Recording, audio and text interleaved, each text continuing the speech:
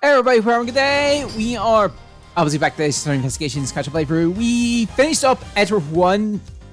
So we finished up Turn by Blaze, and we're now on Prosecutor's Gambit and episode 1 of that. I do not know the name. It's Turn by Trigger. Alright, now let's get going.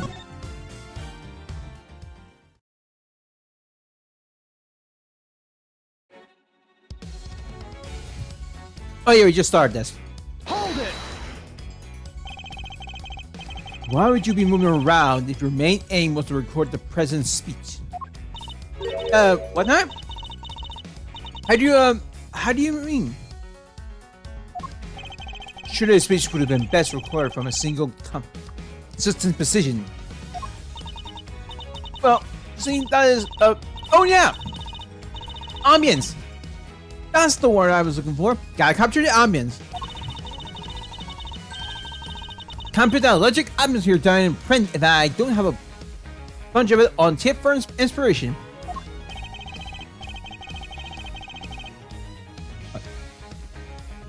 Surely all you achieved was to fill the tape with unwanted background noise. Why you not questioning my mouth if it's not? I don't do standing still, alright? Hold it! You were running all over? Where exactly? Here, there, and everywhere, I guess. What? Y'all don't know what Oliver means? You don't think exactly where I was and when in the card like that? What do you want from me?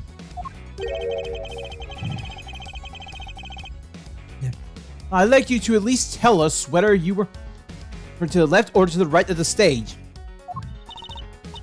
Left. Yeah, left, I think. The suspect in the picture was on the left-hand side, too. Coincidence?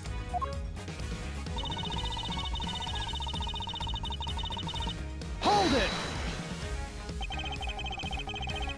So the fact that you're not in the picture is to be expected. Is that what you're trying to tell us? It surely is. I caught your pal, the computers on chip while I was in one part of the crowd.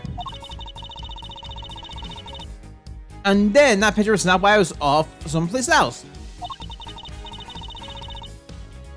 Look at it that way. And it all makes perfect sense.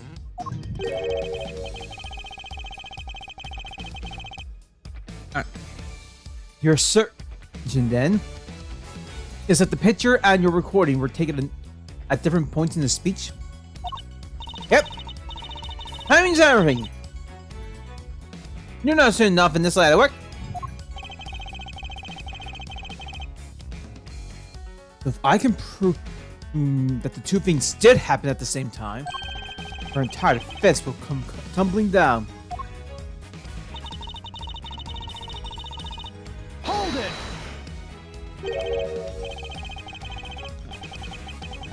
You know what? Are you suggesting that I might be attempting to intimidate a witness? Nah, I'm just suggesting that you lighten up a little. Burn that way for too long and it'll stick. Ain't nothing so bad that a little smile can't make better. What do you say, you Ruffles?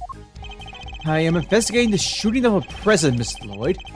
A smile is highly unlikely to help with that. So proclaim the prosecution. All while being from ear to ear. Paragraph end. Perhaps what I ought to do is deploy my evil eye on her next time.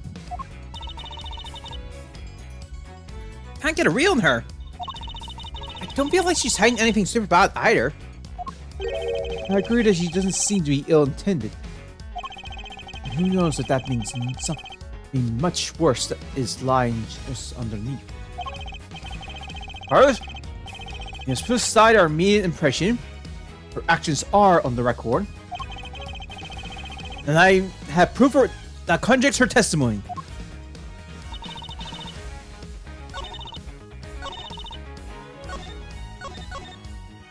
Oh, no.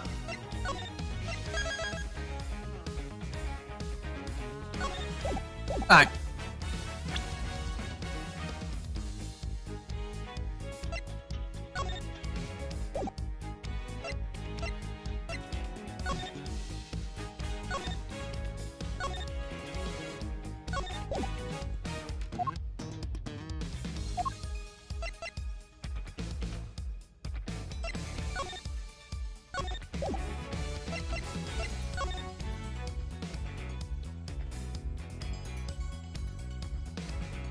Alright, let's take this one for a... Yes, the picture must have been taken while I was in one spot on the tip from Rosen. Let's try security plans. Objection! Nope. Alright, should probably clarify. My first time playing, so I'm a bit blind in this.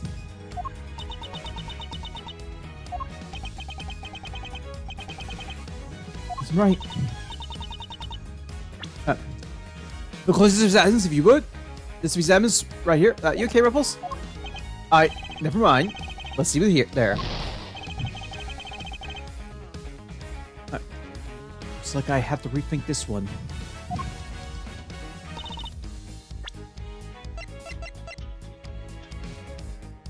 Objection!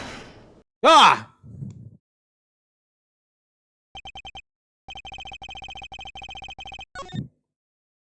The second picture was the key.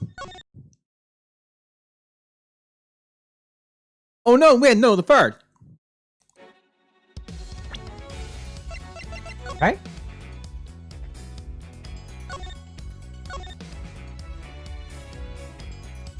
Yeah, it would be the third, maybe. Objection! Or at least my I think it may be accurate enough, but the wrong way. Conclusion. Miss Lloyd, it's imperative for a reporter to to lie. It's imperative for a reporter to lie. Wouldn't you say? Your timing is, I don't lie. And yet the photograph and the recording were definitely taken at the same time. What? You can't prove that? Oh, but I can. The evidence is right here in this picture.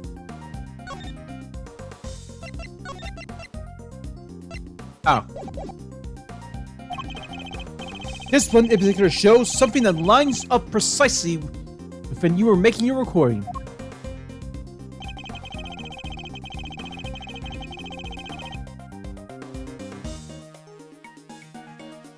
Oh.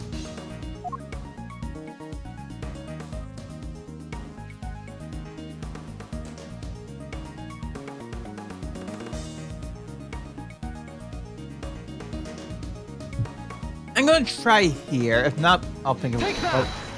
Go back. Nope. Here, look closely. This is the answer to our questions. I don't really know what that is. Here, right here. Look again. It's strange, but it's there. And is it a speck of dust, maybe? Happens all the time. I just don't think to wipe the lands. I think they call it ghost on camera. You're in that having Ruffles? No, I was not what I meant at all.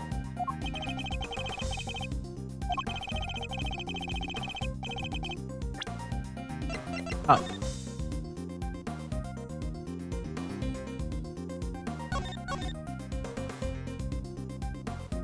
Oh!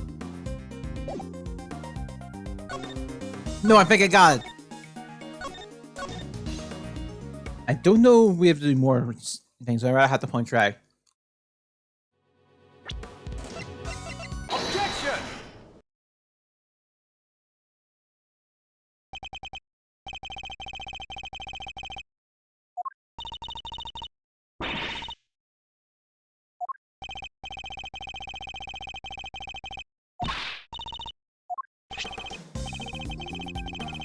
Alright.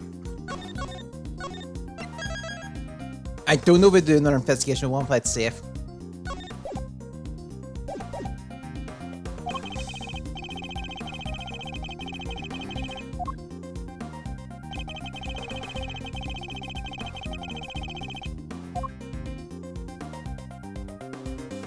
Take that! Yep. See here? The president has his fist raised. And what about it? Would you be so kind as to play us the tape again? See, it ain't that simple. What if I were to tell you that you don't have a choice? You don't make it easy, do you, Ruffles? Remember, you're not concerned with the moment the president raised his fist.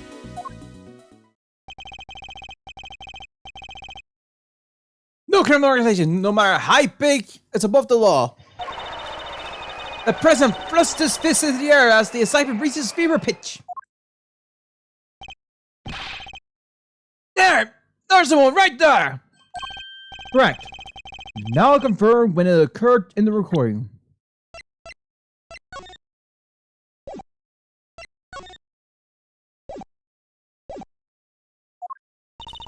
Which means Tabby should be in the picture too.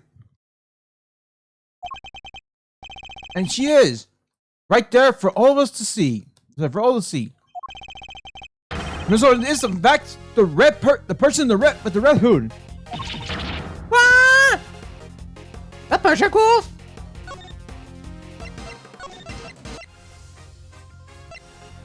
Let's keep the ears on fire. So you're a shooter, huh? No, I'm. Where'd it go? I didn't even know one check like that.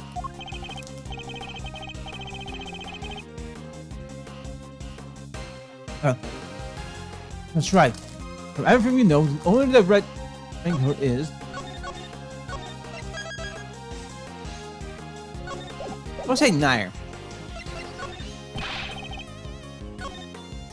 Okay. Let's take things here.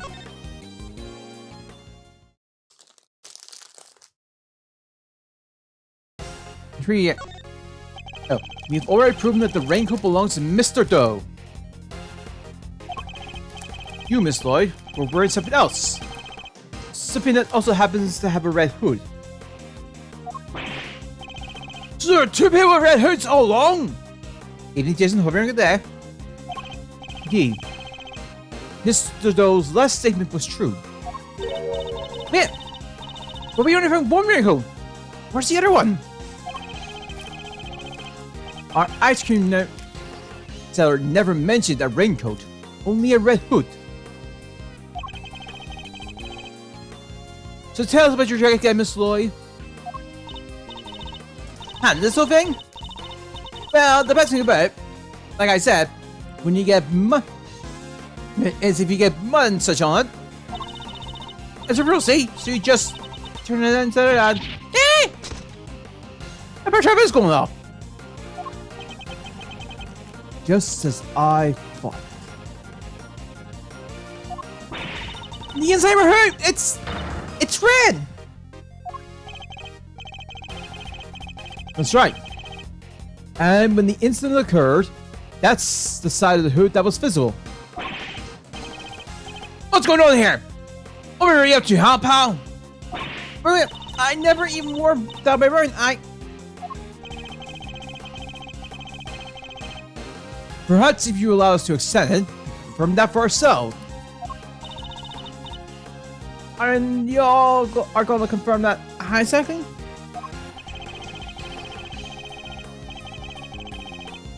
It was raining right up until the president's speech, correct? That much has been established already. As you said yourself. Heck, I don't use there. From rain, sleet, or snow or shine, it's my trusty parka every time. If you haven't refreshed your parka since the rain, and the inside should be dry. It's like knife. I got this big old backpack on, see? So I can't take off my jacket. Yeah. Maybe I could show you all some other time. You think Askew Stablik is going to wash with Mr. Edgeworth? Oh. Well, what are you waiting for? If you're innocent, take it off and show us. It wasn't me, I swear. I never shot at the dang president. I could never. That's true. Miss Lloyd, then your best option is to cooperate and tell us the truth. Is there a particular reason why you chose to wear a parka with a red hood here today? I'm sorry, Rebels. There's something I never told you. Something I couldn't...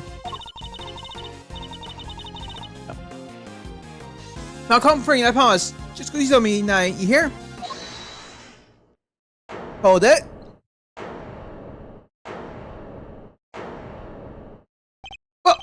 Who said that? Hold your horses. A little too soon for the end game. Oh.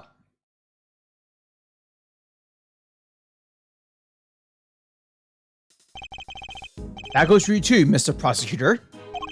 You lost this one when you made your opening move. That's one of the men from Kay's photograph. Guess I better introduce myself.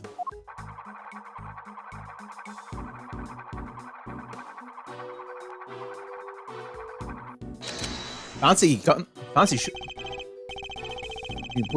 worked there. The name's Bronco Knight. I'm the president's personal bodyguard. And second in command of a security detail. Eek! Boy, that makes some rounds, pal! What the heck's wrong with you? Sorry, can't help myself.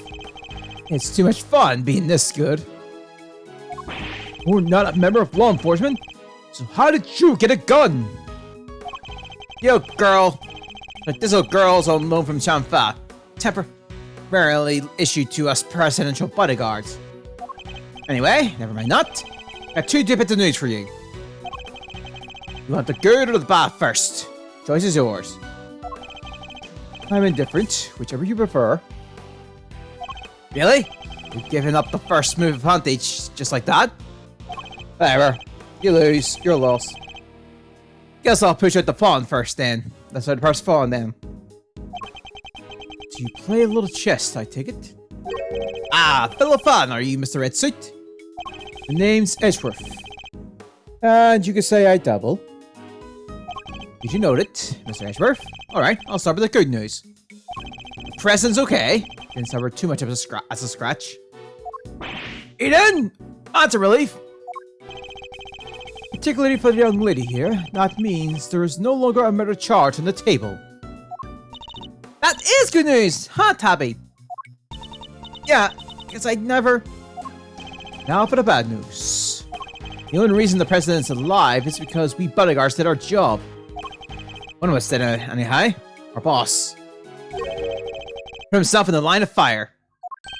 You're referring to your colleague, Mr. Brooke? Yeah, it's game over for him. No way! Brooke is dead? A genuine loss. So, you're saying that Tabby... Yeah, your friend here killed my colleague. My brother-in-arms. Ah, heck no! I didn't do it. I didn't kill anybody. I could never. Ah, shit my move, how are you? Murderer. Sure, we did what we had to. Sacrifice one of our pieces to protect the king. But to lose someone like him during a casting, it's a real shame. Casting? What's that even mean? It's a chess term. Very simplistically speaking, it's a move where Rook switches places with the king. Why didn't he just say so? Mr. Knight, was it? Yeah, what? We need to see the victim's body right away. And if possible, I'd like to ask the president for a few questions. Alright, no can do. And why not? That's the third piece of news. And it's the piece you're gonna like the least. But you said there were only two. The National Police Force of Shangfa will be handling things from here. What? You better be kidding, pal. Oh. Is it? Alright. This investigation was assigned to us. We're not about to hand it over. You're the Edgeworth, right? The one who solved the Yadagrassi case? The president mentioned you. I'm honored to have warned his attention. Makes sense that the chief prosecutor would assign this one to you. Wait, did the chief assign me to appease the president? But that was a mistake. A big one. He should have given the kiss to somebody with a spine. You're free to take up with President Wang. If you enjoy diplomatic incidents, that is. You! Come with me. Continuing this one on the presidential plane. No, no. I never did nothing. I swear. We can do this the hard way if you like. Then Shanfa, just as a sort of formulator. While he casually raises the gun. Ruffles, come on. You gotta help me out here, please. Miss Lloyd, she was the one in the red hood. No denying that now. I help feel when we still don't know the whole truth behind this case. I'm innocent. You gotta believe me. Did I really let this happen? Is this really how it ends? Look in her eyes. Hear her voice as she begs me to help her. This is no act by a criminal. She's genuinely scared. I let him take her. We'll never know what really happened.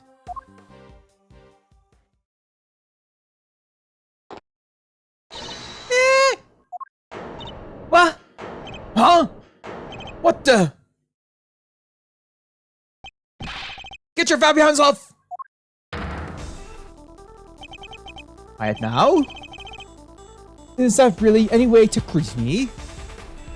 And now we have Mr. Doe pulling a knife. Your neck has barely begun to heal. You've already forgotten who I am. I'm disappointed. It's you! Ah, so you do remember. What do you think you're doing, pal? Put the knife down and give it up! Got some nerves! Pulling stuff like this in front of a bunch of police officers. Didn't even think about it. You don't stand a chance against this guy. Who are you really, Mr. Doe? Let's just say that I'm no simple ice cream seller. I's a pro. I found his name's Shelly the Killer. The Killer? There's not a legal profession in the country who doesn't know that name. An assassin capable of taking down any target, any place, any time. This isn't the first time our paths have crossed. It's been too long, Mr. Edgeworth. Oh right, I don't think you've seen his calling card. It's a shell. But of course, this is the first time we've met face to face. You're the assassin we've been looking for. In a sense, yes. A certain someone did hire me to carry out a contract. Yeah, pun names, remember? Jason, remember. This is the Phoenix Rank game. You get pun names. And Shelly Getter happened to be a pun. In some sense. But also, yeah, for clarification, Justice for All. Yes, final absolute. Farewell. Farewell, my turnabout. Is it farewell, my turnabout? Yeah, farewell, my turnabout. And that contract did indeed specify that I was to assassinate President Rang. I swear I've seen his picture in one of my old files before, but... how could I have been so careless? My bandage proved useful in bringing a knife into the park undetected. But I miscalculated in certain other regards. He didn't bring a gun? Now, shall we play the little game, Mr. Knight? I know how fond you are of such diversions. The stakes must be high in order for it to be fun. Of course, shall we wager, say, your life? What do you want from me? I would like for you to allow Mr. Edgeworth to remain in charge of the case. What? What are you up to, the killer? I would simply like our mutual friend to see things through their conclusion. Huh? Why? Bastian Rook was a man of great skill. One with whom I feel a certain connection. It is only right that the truth behind his death be brought to light. Mr. Rook's departure case is now yours to investigate. Is it not, Mr. Knight? I simply ask you to transfer that authority to Mr. Edgeworth. It's not something worth losing your life for, surely. You're just using the investigation as an excuse to get close to the president. Am I really? I suppose it's true that in order for the investigation to proceed, you will need to enter the presidential plane. We're gonna let you near him. I'm his chief's bodyguard. Chief's bodyguard. Are you? And here I thought you were only second in command. Works not right. That means I'm number one. I wonder if you have what it takes to step into such capable shoes. Of course I do. I'm the Knight, me. If that is indeed the case, then I will ask that you make a choice worthy of a leader. Will you easily throw your life away? Or will you allow the investigation to continue? Is he really doing this to gain access to the president? Does he even need to? What is he plotting? You have no objections, I trust, Mr. Edgeworth? Come, let us continue the investigation.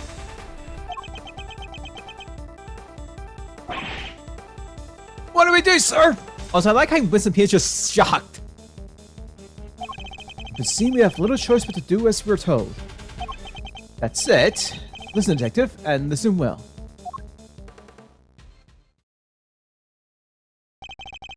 I bought some time as I investigate. Well, you got our other officers.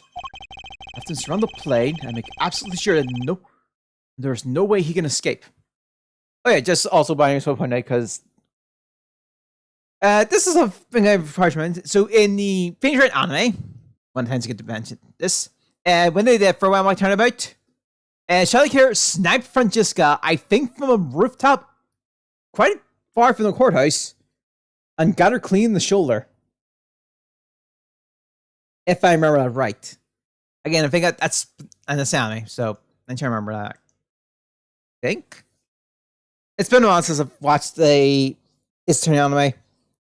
And like I said, that's the finale of the first season, which was Normal Game and Justice for All. I'm back to paying. Yes, sir, you got it!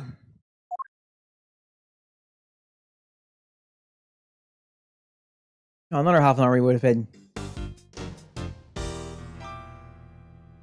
Nice. Now the a new development. Ladder? Oh, so we're in here already? The death of Bastion Rook and the revelation that Shelly the Killer was in our midst. The case has taken a turn we could have never predicted. Oh, wow. The Knight ordered the door to the presidential plane be opened,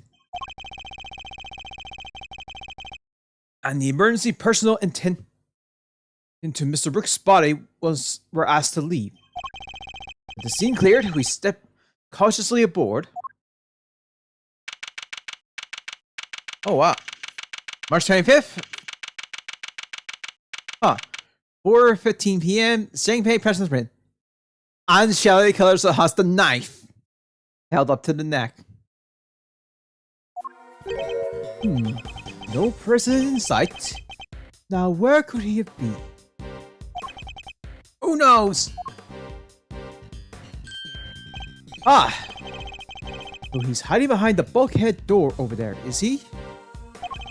As courageous in the face of danger as ever.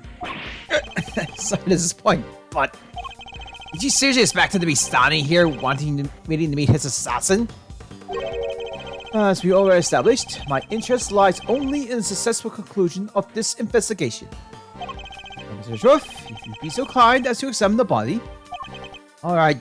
The only option right now is to play along. The rest is up to you, Gumshoe. So the attempted assassination of the president has become the murder of a bodyguard. Probably. I mean, he kind of wants to see a conclusion, so he's got time. He's probably going to be patient. You look like you could use a little help there, Mr. Edgeworth. Not that I need it, But yes, that's what I thought. And there's nothing else for it. Cape Verde! Great thief extraordinaire! We'll just have to take it from here. Yeah. I mean, to be fair, he did help Maya hostage in just thrall. And he did that for 3 days, for 2 full days. Oh, 3 days, because he started and yeah, but 3 extra days. He's got patience. Hey, I'm getting off track here. Oh, really? You mean you're going to solve the case for me? Nope. I thought none. I will provide vital assistance. Let's get the screen the crime scene from top to bottom. Ah, yeah. That's kind of the obvious one. So I guess this is more or less from like Phoenix Route from the first game, Edgeworth.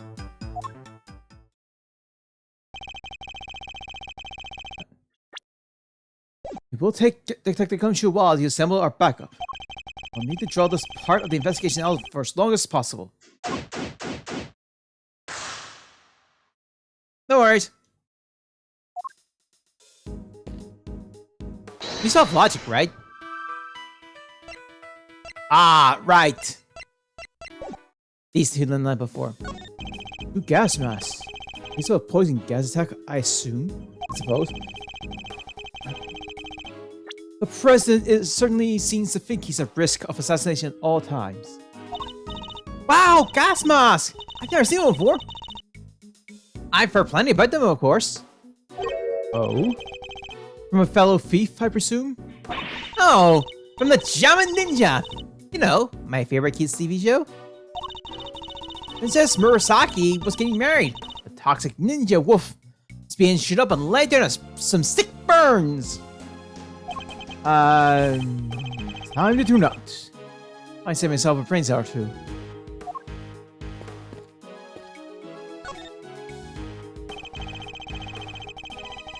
I must scour the scene and inspect anything that catches my attention. Bullets seem to have entered just under his armpit and went clean through his body.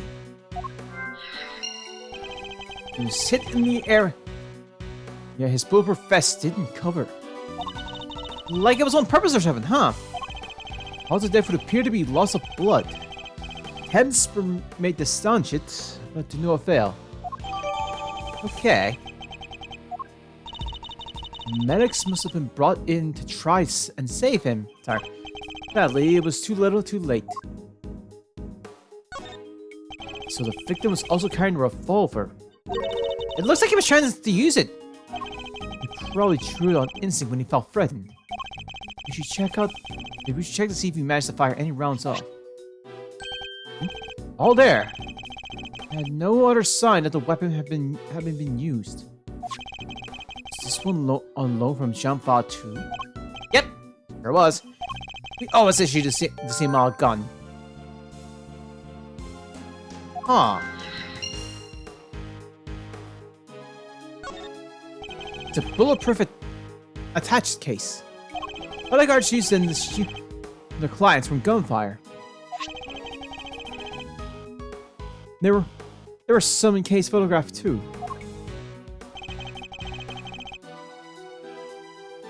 Looks like Rook and Knight each had one. Alright. Oh hey! That's the photo I snatched! You can hardly steal a photo at a public event, Kay. And I'm snatching up a moment in time of every picture I take, you know. I take snatch as your new favorite word. Maybe. Alright. Someone has left an inflatable boat and an oar here. Probably so it's ready to go at any time. Wait! But there's only one oar! You can still roll with one oar, you know.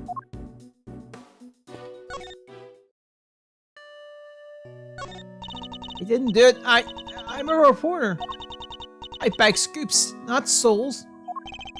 Then why lie about your jacket? and the laser sight. That was... I think it was fishy. Is that really all it was? Please, you gotta believe me. I could never do something like this. I'd like to tell you everything will be alright, but just try not to worry too much. If you really are innocent, I'll prove it. One way or another. Thanks, Chief. I believe in you. How many times must I tell you? I am not your chief. Oh, sorry, Ruffles. I clean forgot you were chief number 2. That's not what I meant.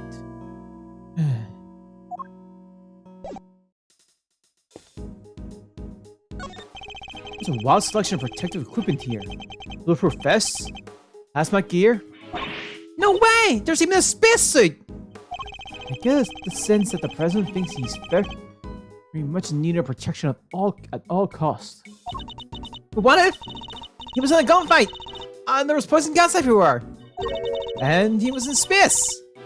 What could he do then, huh? And he simply put on the bulletproof vest, the hazmat gear, and the spacesuit. That's probably easier said than done. President is on the other side of this door. What a door it is! I can get the better of it though. Get the better of it? Doors aren't there to be beaten. But look how heavy it is! Look at that lock! It's just sitting there, begging me to try it. Calm down, Kay, and think. Why might this door be locked? For me to open it? Of course. Precisely. For you to open it, of course. Wait. What is the right answer anyway? It's a bank of monitors displaying camera feeds from in and around the plane. Scar?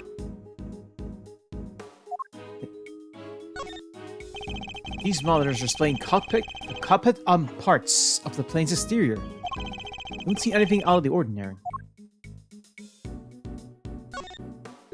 What on the earth is this? Oh, that is the president's favorite plushie. It's a memento of something. Anyway, don't touch! If that's the case, then why has it been left up there like no one cares about it? Yeah, that is pretty weird. It certainly wouldn't be the first place I would think to display a beloved item. Wait, are those shards of glass underneath it? I thought something seemed strange about this cubby hole. Now I'm sure of it. There was almost certainly another monitor here.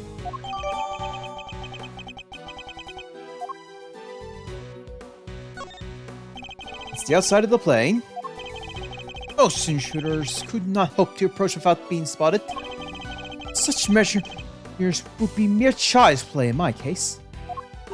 Wow! You're saying you can get past cameras like these without being seen? Of course, with ease. You have to teach me how, please! Are you taking apprentices by any chance? Hey! You do realize you're talking to, don't you? Sorry. How'd you ask, though? What a great skill for a great thief to know. Unfortunately for you, I am not the type to take on understudies. You're not, huh? Shame. Shame? In what way exactly?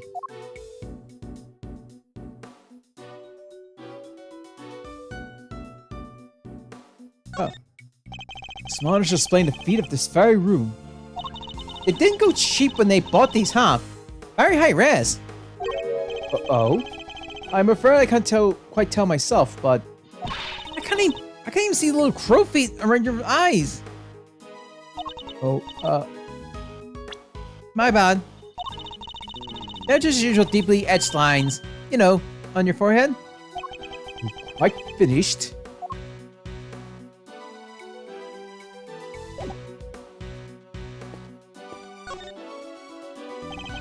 Scott? This looks heavy! Dude, this is why the president wears, huh? Must be made of something super special. Yes, to protect him from bullets. What? So it's not just for show? Of course not. These are bulletproof vests.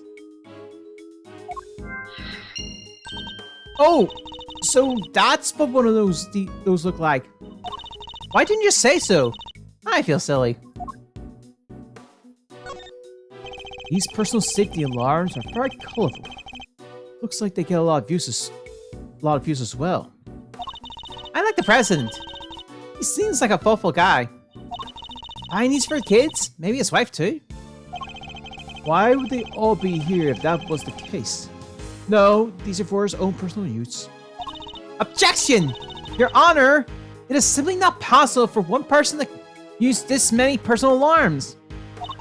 Why, you ask? Because he is human, and therefore possesses only 2 hands. 20 hands wouldn't be enough to count the number of objections. Since I have that objection.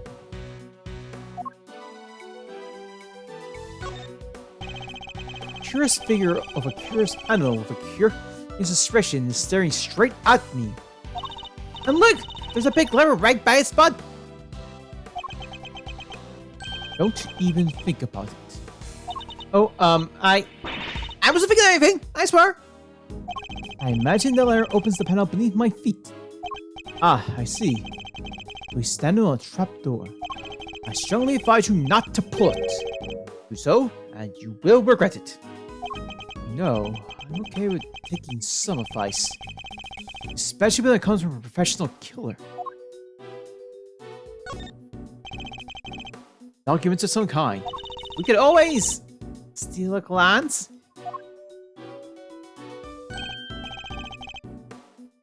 Another security plan. Yeah! Look like the one from the trash can. Precisely. Wait, something feels off.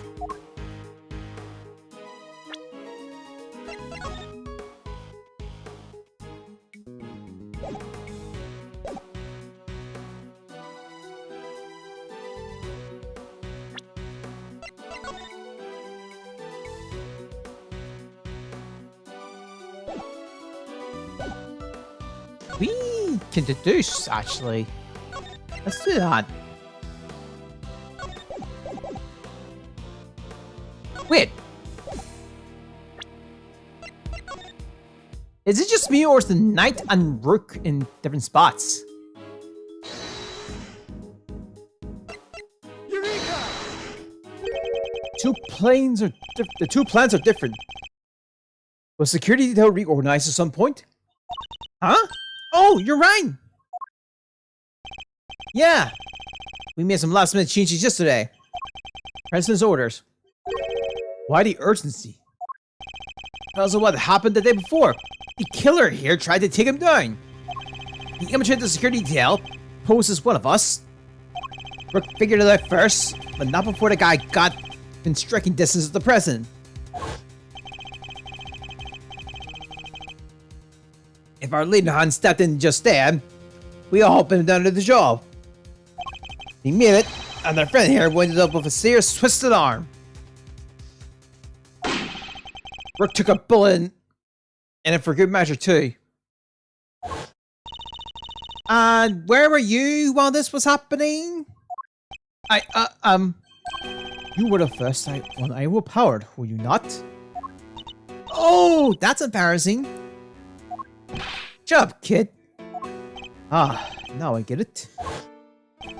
Your neck has barely begun to heal. And you've already forgotten who I am? I'm disappointed. What? It's you! Busted up my neck so hot bad, I can't even look to my right. I was somewhat astonished to have sustained an injury at all.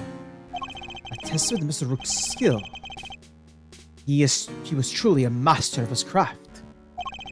Unlike a certain other someone I could mention. I'm just as good as he ever was. You were a pawn to his queen, my young friend. What the heck do you know? So that's why you remember Mr. Rook's name. You admire his skills as a bodyguard. Indeed. While I was serving on the team, I learned the names of all the operatives. Alright, Jason. Have a good night. Alright, take it easy. But he in particular stayed with me. It joined a very short list of those who have ever successfully wounded me. That's the connection he was talking about.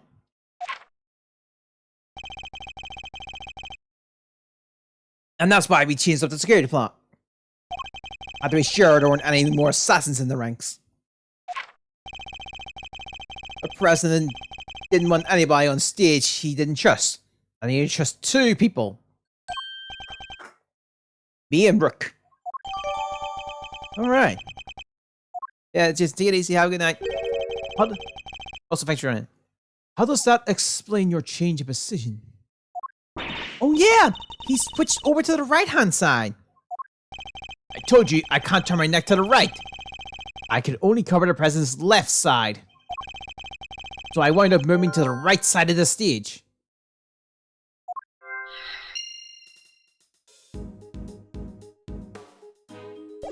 Alright. It's a solid circular light preserver, designed to be used in case of emergency on the water. Or rather, the sea, to be more precise. Ooh, the sea! I love the sea! We should go sometime! Sorry, but you'll have to make that particular trip without me.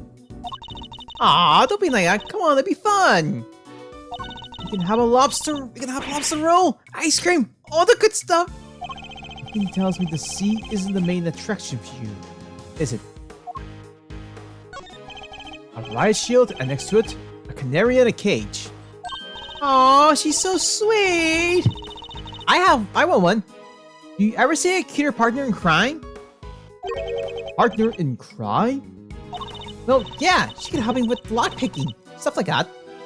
A great thief has no greater ally than nature, Mr. Edgeworth. Sadly, such spur are most commonly used for detecting poisonous gases. Wait, this one isn't actually for that, is it?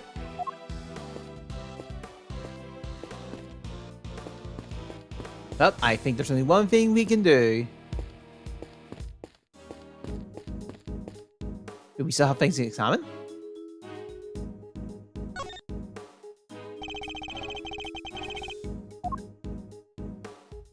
Oh, it's just what? It's the victim, Mr. Bashrook, bodyguard to the president of Shamfa.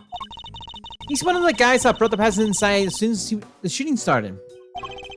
Which means he continued to stay right up until his dying breath.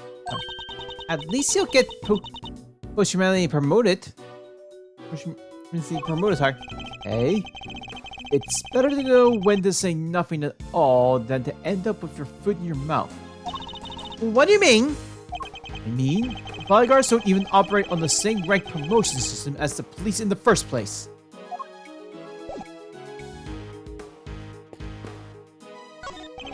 I have high hopes for your investigations. I do hope you won't betray my trust in you. Things are progressing well, I hope. There's no need to worry. Things are progressing just fine. Remember, I absolutely despise betrayals of all kinds. Yes, I know. Indeed you do. So please, take care not to double-cross me. Accidental or otherwise. We have no choice but to do as he says for now. Can't believe I allowed an assassin onto the president's brain. You know very well it was for the good of the investigation, Mr. Knight. Don't give me that. I know what you really want. You do indeed. Because you heard me say it already. You want to know the truth behind Mr. Rook's death. But you did also ask... But you did also say you were asked to assassinate the president by a certain someone. Seem to have forgotten that there are more pressing matters at hand. I don't often carry out unpaid work. It's not entirely unheard of. Fine, I'll get back to the investigation. Good. I'm expecting great things for you, Mr. Edgeworth.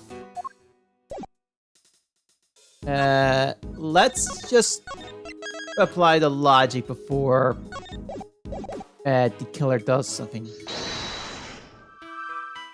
Oh, we have a lot.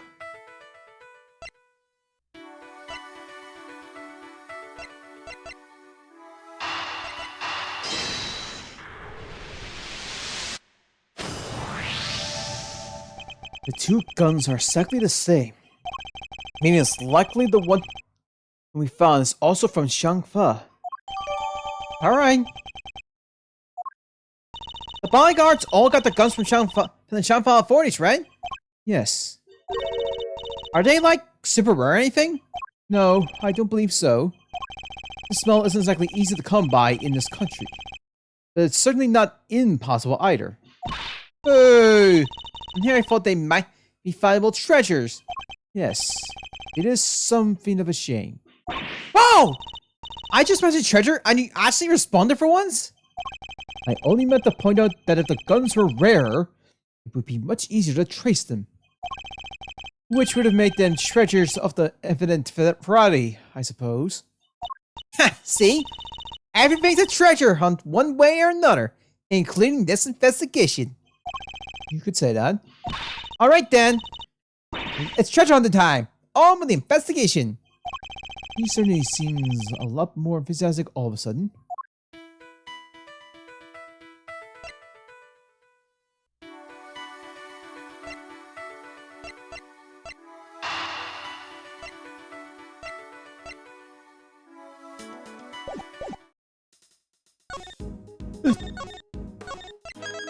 Let's see if... Alright. So yeah, I'm going to assume these ones are probably a bit slower because obviously we need learning.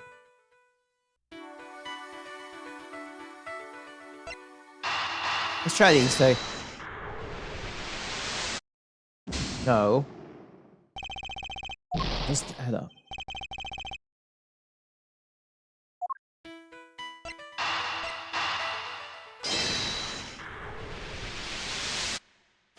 Aha! Oh wait, this is the new name. 2 bullets were fired in total. Notice because 2 shots were heard. One shot through the flag and into the balloon. The other took Mr. Rook's life.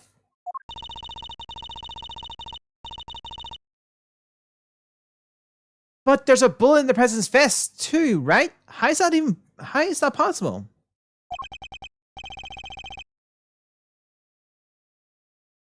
How indeed? The numbers don't add up. However, there is one possible explanation. There is?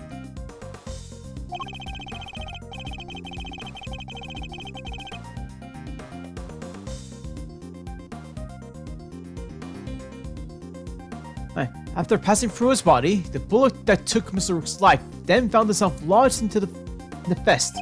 In other words, 2 of our bullets were in fact 1. No way! He's right. If the president hadn't been wearing that vest, things could have been a lot worse. He wasn't injured at all by the impact. Even when restricted by a vest, a bullet can inflict serious damage. Sure, I've known guys who got broken bones that way. But the president, okay, he's made of strong stuff. Sounds like he didn't even need a vest. Let's not get carried away here. I want this boat's ballistic markings analyzed. Remind me what those are again? Guns leave a certain pattern. Sorry, guns leave a unique pattern of grooves on every bullet they fire. By examining these grooves, we can use them to identify which gun it came from.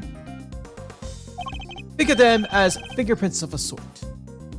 You can tell? Oh, not from a bullet? Then what are we waiting for? Analyze away! Might be easier said than done. Alright. That bullet hit solid armor. The impact will completely flatten it. You'll be lucky if there's anything left for forensic to find. What? I'm so set for some analyzing.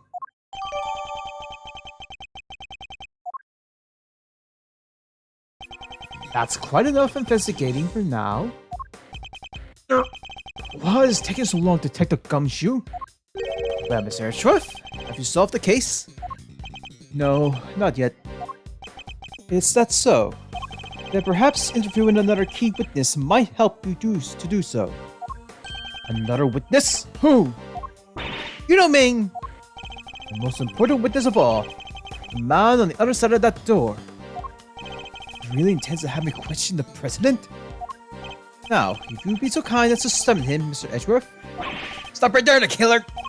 You're nuts if you think I'd let him anywhere near you. Well, Mr. President, I'm sure you're watching through your security feed, aren't you? In which case, I politely request that you show yourself.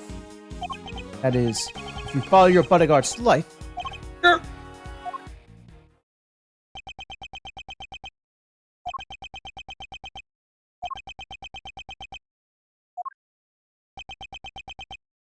Well then, if nothing else, we now know what kind of man you really are. Mr. President! Stop! You can't do this! Let's all just calm down, alright? Come on, detective. Where the blazes are you? The lights! What's happening? Listen well, Mr. Edgeworth. I would advise you to stay very still. It seems I will not be granted my audience with the president after all.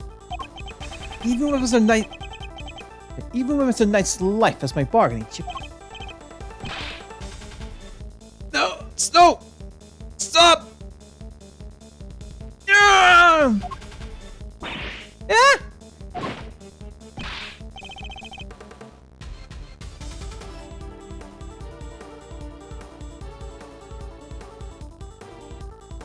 Hey, you won't get away with this, the killer. I have seen enough. Now I know the truth. Where are you? Where did you go? Arrgh.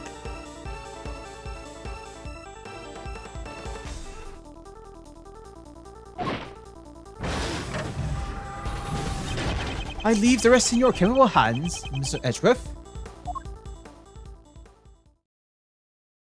The fuck?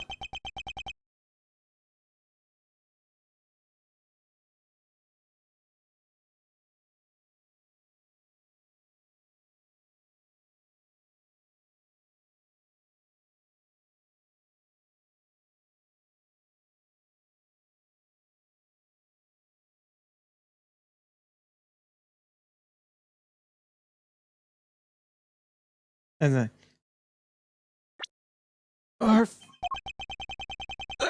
Edgeworth! Mr. Edgeworth. Detective Gumshoe? Sir! Mr. Edgeworth, sir!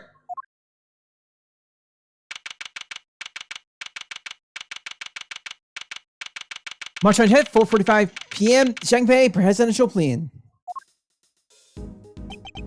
Must have been knocked unconscious. Sir, you okay?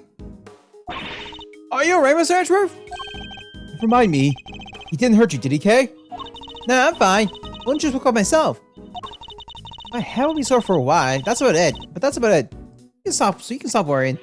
Detective, did you manage to stop the killer? Well, see, Mr. Lord came running the plane on. Mr. Lord came. She told us he flew in the coop. We were too late. I'm sorry, sir. Bodyguards over there told us something too. Seems there's an inflatable boat missing by the window. The killer must have stolen it and rowed himself across the lake. What about the Concorde around the park? The Condor around the park. I called everybody back and stick out the plane, including the guy stationed across the water. No, so he completely slipped through our fingers? Not the best look for the department, but yeah. Hey, Mr. Edgeworth. Mr. Knight, you're alive. Yeah, no thanks, I'm a murderer. Oh, that reminds me. I found this line on the ground next to you, Mr. Edgeworth. Calling card? Marked with a seashell.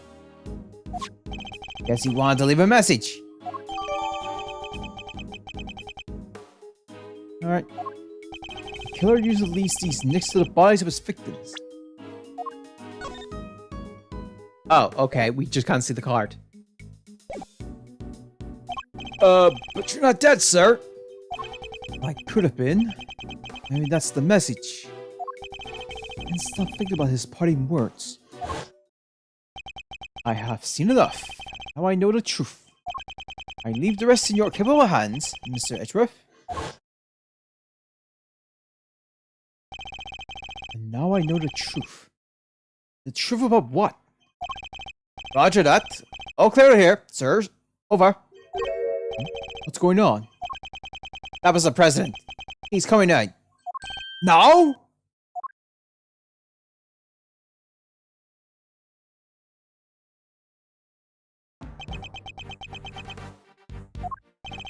He's the president of Shanfa.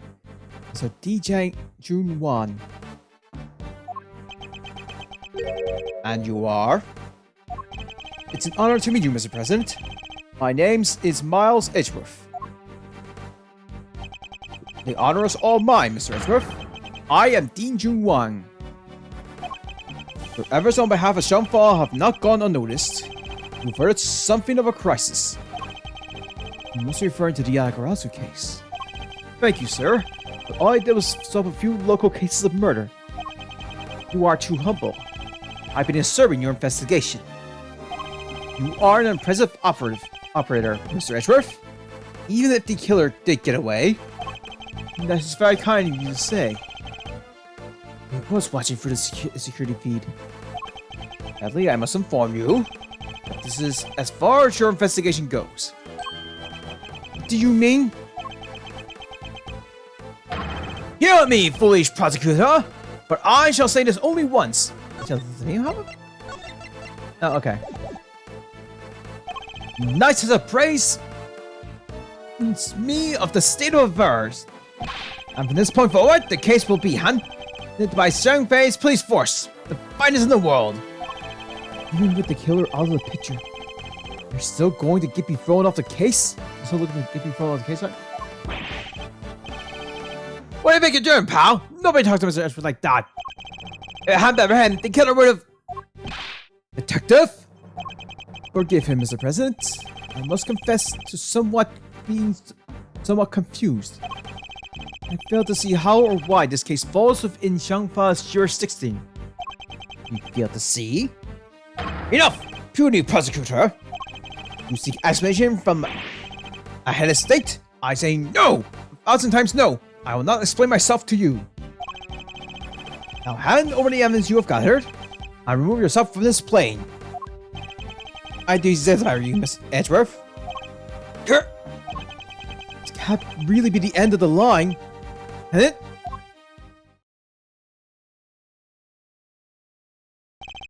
Case evidence handed to Mr. Knight. Ah! Even the car alert!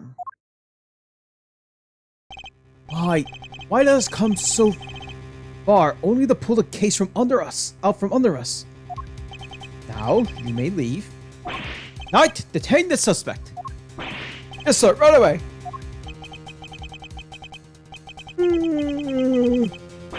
Sorry. Do you reckon to have my life to murder one of my faithful servants? The authority, the villainy. I didn't murder nobody. Cause I... Shut your mouth, Miss Journalist. Answer me this! In a world already loaded with lies, with deception, with sins and inequality? Am I wrong, maybe? Can we stand by and suffer yet another crime go unpunished? I say no, 1,000 times no. There can be no forgiveness. There can be no surrender. Why, you ask me? Then I will tell you. Hi, Sophie. I'm certain of it. And if I leave now, we'll never know the truth. Mr. Edgeworth, sir! Mr. Edgeworth! There's gotta be something we can do!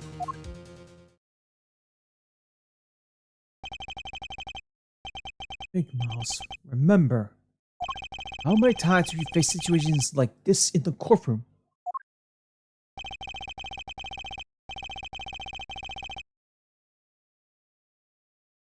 You confronted the lies of witnesses and countered the arguments of other lawyers. Has the critical evidence always been laid at your feet? No. Yet you always got to the truth of the situation in the end. The greatest weapon of all, Your words.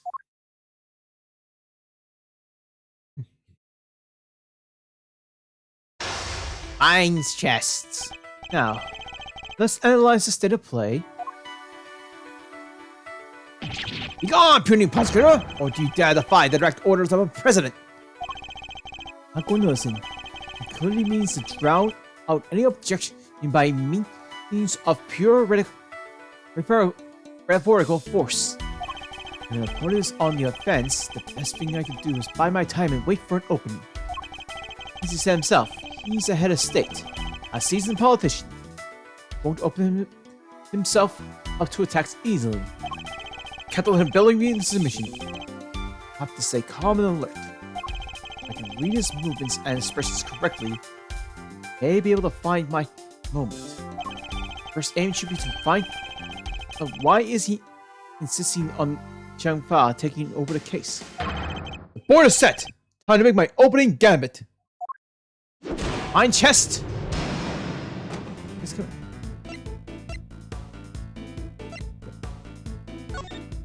Could you at least explain to me why I'm off the case? Imbecile! Cease your innocent jabbering! I need not explain myself to you. My reasons are my own, and they are none of your concern. If I want to take this further, I'll need a clue of some kind. Let me try another attack for now. But about this case, did I give you permission to speak? No! 1,000 times no.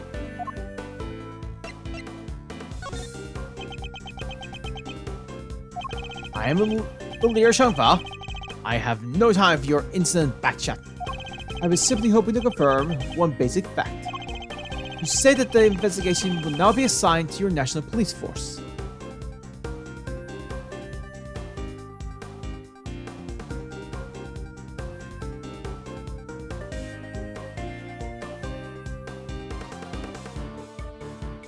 Alright.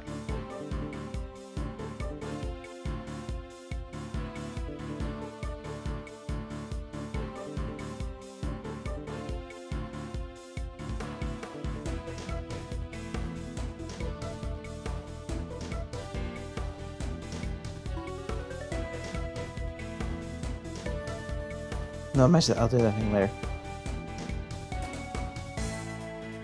I do. Now enough! Your pointless questions.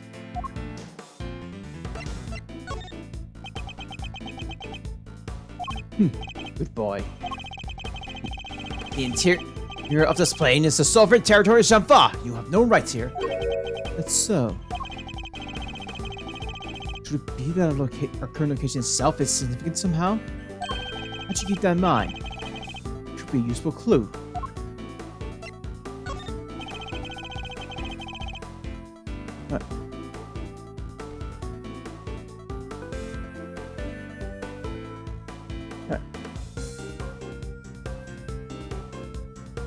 Could you at least explain to me why I'm off the case? Imbecile, cease your incident jabbering. That's what. Oh yeah. I just decided to play my clue. In the course of our conversation, I deduced certain facts from your behavior, Mr. President. For example, you seem particularly aggressive while discussing our current location. You smart aleck. As you said yourself, the present plane is the sovereign territory of Shanfa. And from that, we can infer that you believe the rule of extraterritorial applies inside here. Is that correct? Enough! Cease your objectional whining!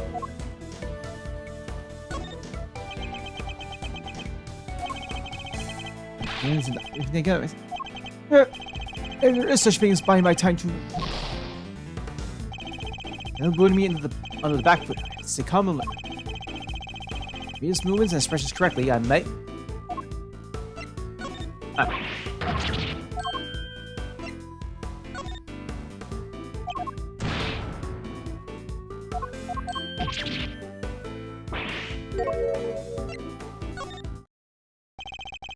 You can rant and roar all you like, but you won't escape my scrutiny.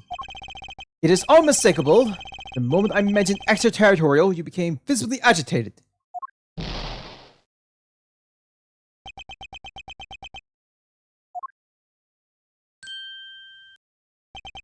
Think you're clever, don't you? Let me answer your little question. It's true, extraterritorial applies. Your law means nothing here. And why does that matter, you ask? It matters because it means you're all powerless. You have neither influence nor authority here. Interesting. So the extraterritorial issue does have something to do with all of this. Let's dig a little deeper into the plane's sovereignty territory, shall we? Smithson will surely decide the victor. He may be the president, but nobody's untouchable. I have to find the right angle of attack. You believe that extraterritorial applies here, but can you prove it? Do you ever understand what you're asking? Of course. I didn't, I would not ask it. Have you no shame calling the question to group work? More of one such as myself.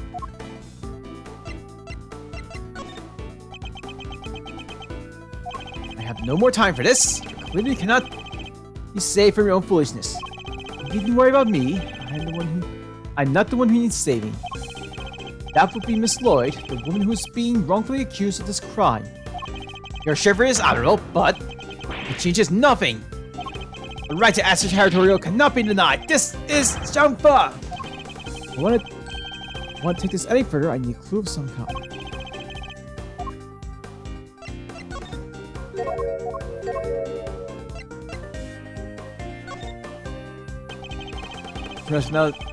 Oh no, I messed up. Oh.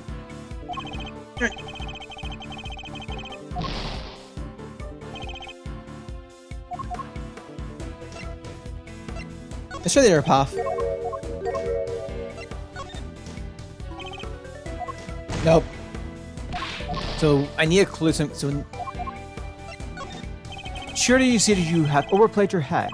No one asked for your opinion. You only obey me. No, nothing else. Dare tell me how to govern? How to lead? Dare contradict me? On the matter of Miss Lloyd's guilt, yes, I do. No, she is guilty. She is the culprit. There is nothing left to debate.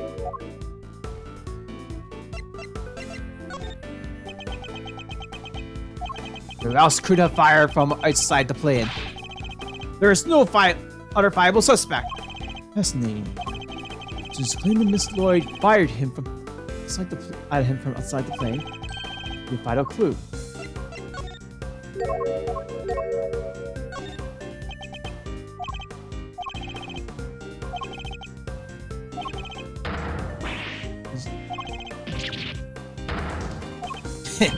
Time to deploy my clue.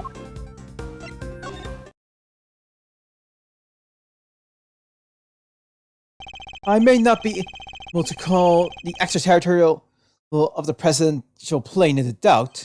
However, according to you, she shot you from outside the airport, correct? In which case, extraterritorial could not possibly apply in this case. Your assertion is entirely without merit, and the detainment of Miss Lloyd cannot be justified.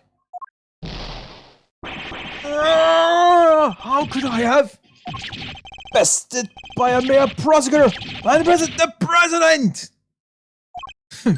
Checkmate.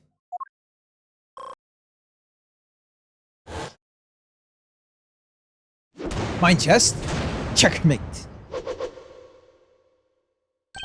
I trust you won't mind if we continue our investigation now, Mr. President?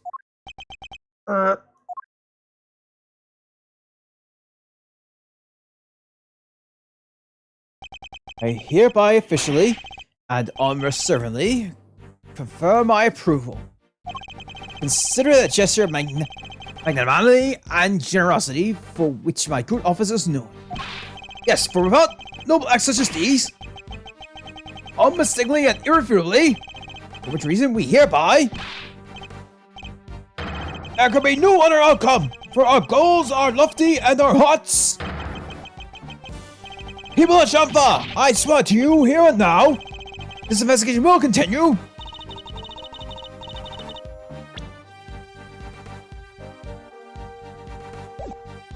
Oh, that when he could have just said, okay, you got me. Mr. Knight, if you care to return the evidence, take it. Hey! You did it, Mr. Edgeworth! We sure did. And now the investigation can continue. Whatever. Enjoy your pocketful of pawns. I'll be over here enjoying how you put them into play. You will definitely enjoy my next move.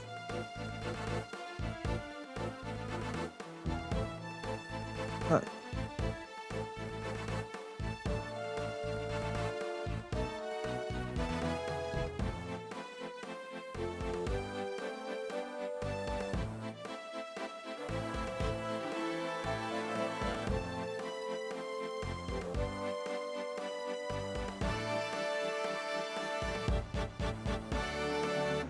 And just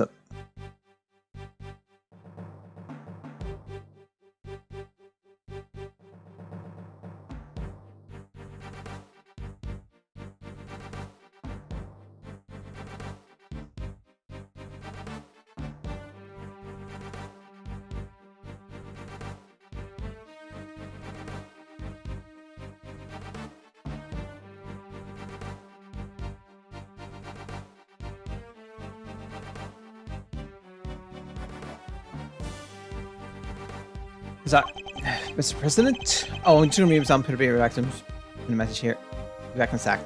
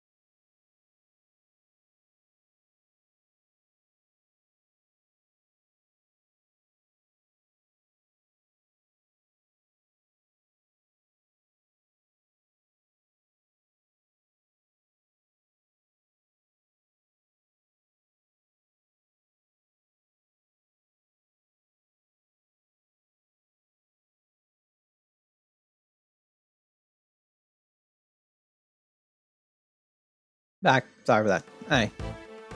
Mr. President Wolmerfair, did you be so kind? What is it? Would you please give us your testimony concerning the incident itself? Now you want me to testify? Oh, wow! That's your next move? If you want the president to testify, you have to take him to court. All in good time, Mr. Knight. We'll get his day in court soon enough. But if a person of interest refuses to cooperate with investigation, at the investigation stage of the process, they are obliged to provide detailed justification as to their reason for doing so. What's the matter? Is there something we didn't know? Stand down, Knight. I'll do as the prosecutor asks. Thank you for your cooperation.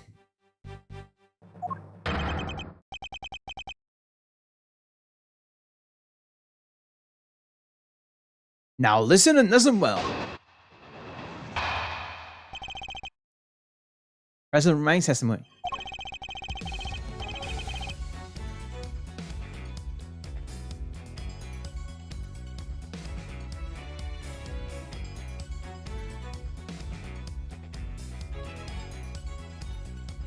Okay.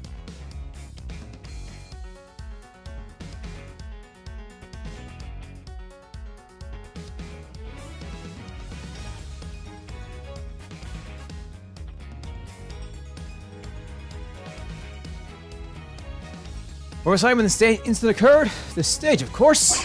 And suddenly, Rook and Knight jumped in front of me. Then bang! A shot rang out. And unblemished balloon of red exploded nearby. Not hesitating for an instant, my bodyguard tried to escort me back to safety of the plane. And then the second shot. The bullet went straight for Rook and launched itself into the bulletproof vest I was wearing.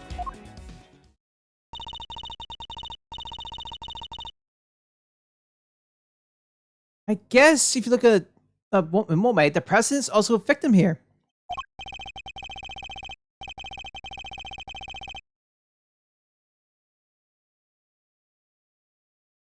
Yes, and the victim of an attempted assassination was simply in the wrong place at the wrong time. But that makes it even weirder. Why would the target of the crime try to obstruct the investigation? My guess is that there's something behind all of this that he doesn't want to make public.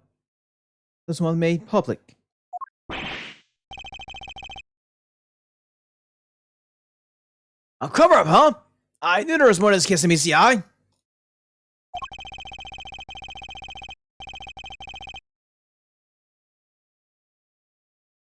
And the president isn't the only one who knows the truth. Right, Mr. Knight.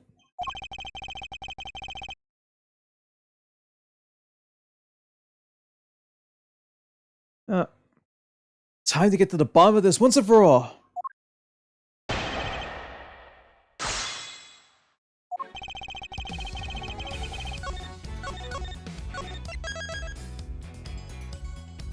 Reason for removal of the kiss. Oh, okay. Hold it!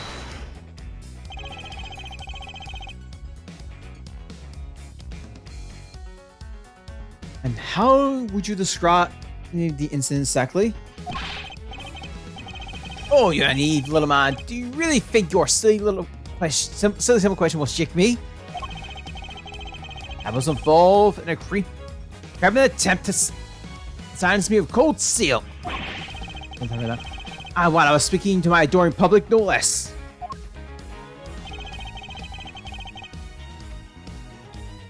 Hold it!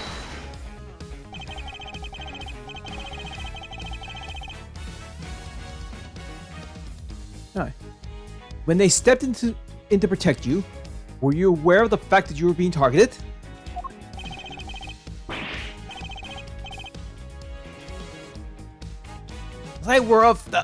No, I was aware of my audience, nothing else.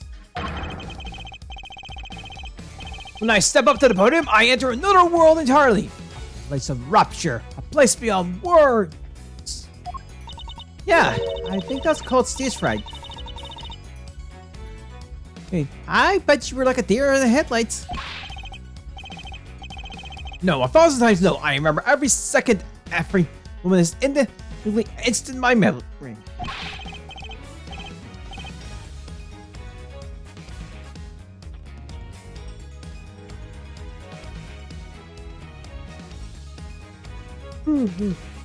Recognize that then? I was shocked, overwhelmed, taken aback.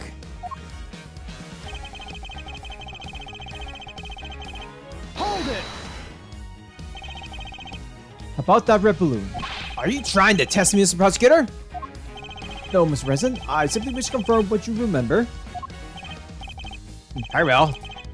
There were two very large red balloons, one on either side of the stage. Aw, Mr. Poor Steel Samurai.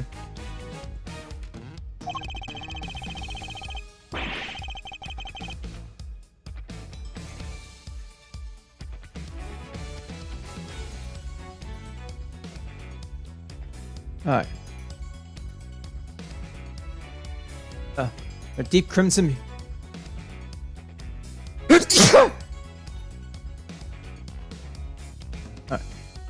Their deep crimson hue stood stark against the sky, just as security plan said they would. Same security plan we found in the trash can, I presume.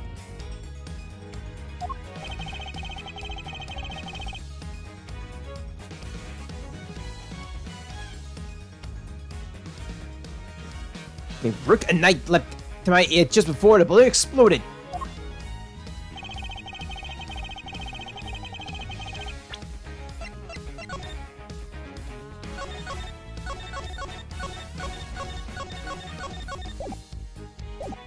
Hold it! Alright.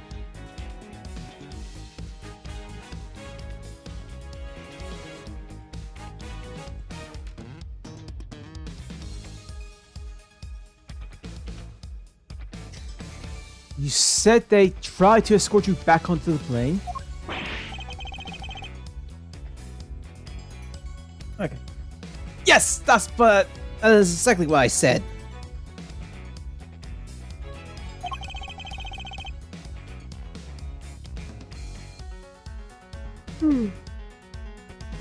They threw over their attached case. That must be a moment Kay captured on camera.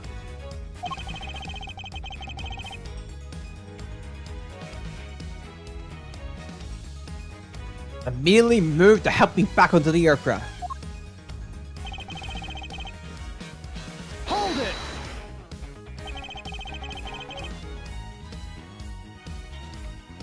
Alright. Do you know where the second bullet went?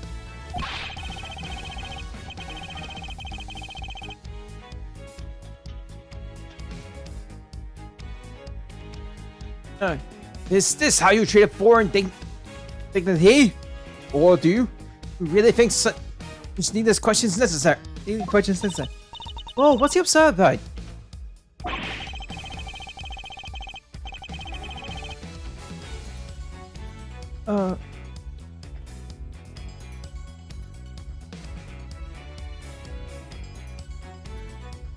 And must you insist on going over the same details again and again?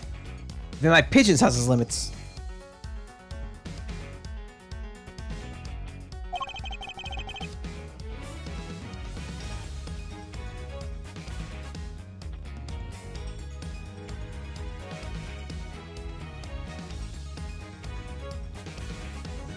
No fool where I went. Hold it! Can I ask, what was the victim? What was the victim like in that moment? He was a man amongst men, a real hero. Mere impact of the bullet took my breath away, and yet he had the strength to grab me. I'm rushing back inside the presidential plane. So you and the victim entered the plane together, is that correct? Yes, he offered his noble protection, and I gladly accepted it. Oh, was as it should be. That sounds nice and all, but doesn't that just mean you're always the first to make his escape? He's the president detective. It's basically in his job description to do so.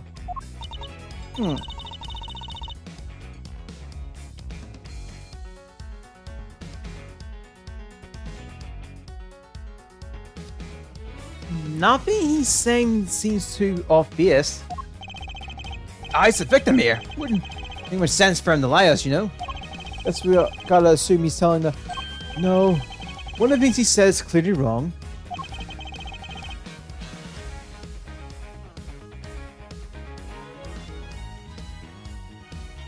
Thinking back to the scene of the crime. Huh? Did we miss something? Alright, let me see the evidence again. Might as well take a look myself.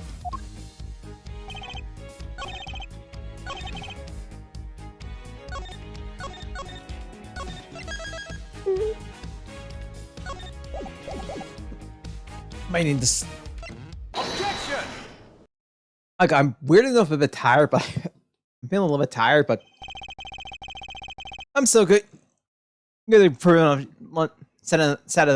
I'm so good to raise an objection or two. Say it was a plain red balloon that burst. I strongly beg to differ. What? Take a look at this. I think you agree that it's hardly plain, wouldn't you? Oh! What?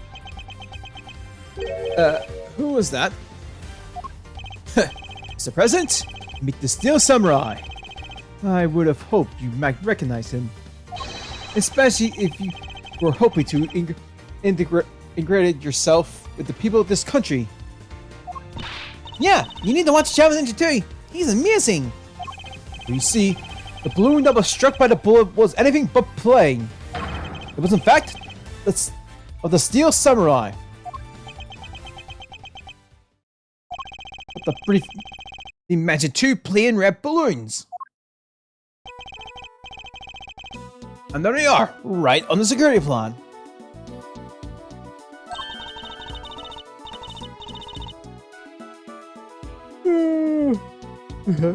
They do look rather pretty plain, don't they? Just simple round balloons.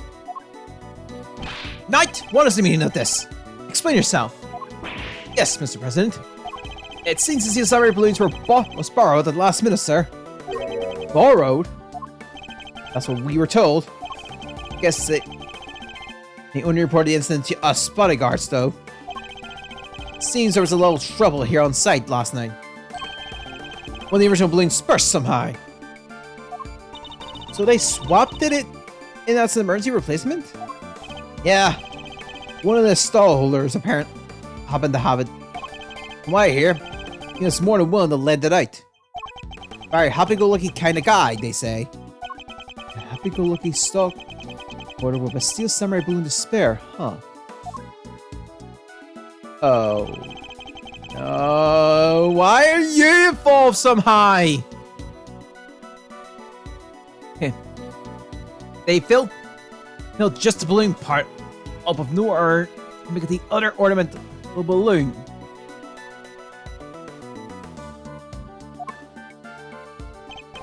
So while it was the Steel Samurai balloon, it was made to look like a plain red above water. Is that the long and short of it? I was not informed of this. Sorry, sir. We didn't think it was a pressing issue. And indeed, you saw it and knew no different, correct? Yes, I suppose so. Could you really have mistaken the Steel Samurai's pants for a plain red balloon? Still, Mr. President, I struggle to see how you wouldn't have noticed something different about the balloon. Of course!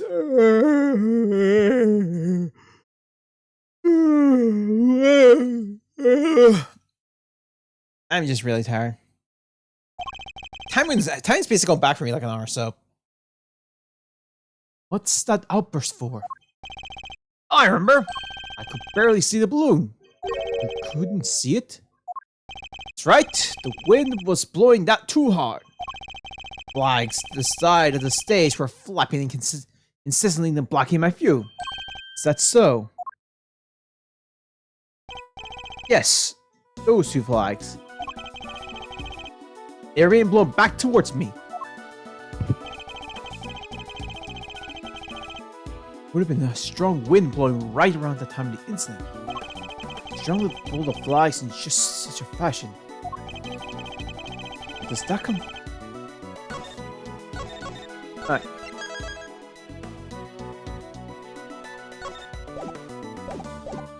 But does that conflict in any way with our understanding of the case? Thank you, Mr. President. Your testimony has revealed yet another contradiction. It has? Yes, a contradiction that could turn this entire case on its head.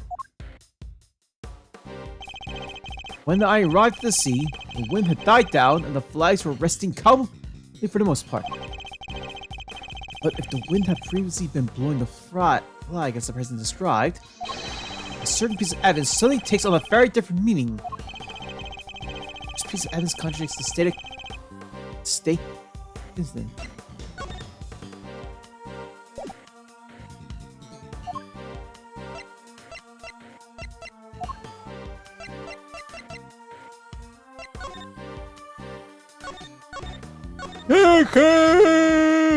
Take that! We deduced that the bullet struck the Steel Samurai balloon. And the bullet passed through the flag were one of the same. From those 2 things, we further deduced the trajectory of the bullet must have taken. And we conclude that our shooter must have fired from the left side of the spectators area. If the flags were blowing as the president described, our conclusion becomes quite different. No way! The flags are pointed in the other direction. Exactly. Our trajectory changes completely. And if we trace the trajectory back to its source, we can now ascertain who really fired that shot. Wait, but Mr. Edgeworth, that would mean... Yes, I know. You may not understand the why. There could only have been one person who did it. Who is the bull?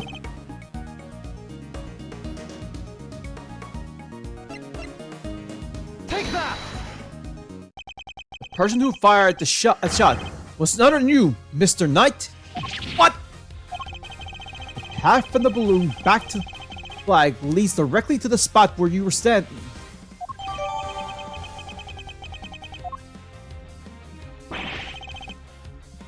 But the guy's one of the president's bodyguards. Why the heck would he go around shooting balloons? This is absurd. What exactly are you trying to imply? That Mr. Knight, a man who saved my life countless times, is my would-be assassin? Seriously, Edgeworth? We put up a lot from you, but this? We're President Wang's bodyguards. We're the pieces put on the board to protect the king. I'll handle this, Knight. Sorry, sir. Edgeworth? The wind was indeed blowing quite fiercely around the time of my speech. The wind can pick up and die away in an instant, can it not? Therefore, I need proof! Proof that I was blowing hard enough to lift the flag during that crucial moment. I feel like we're gonna need more evidence.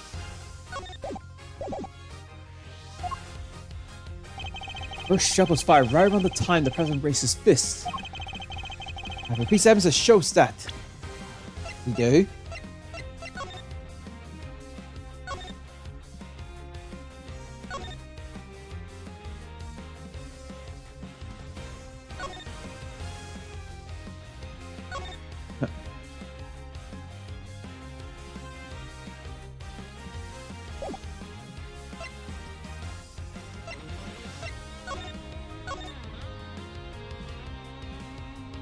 Oh!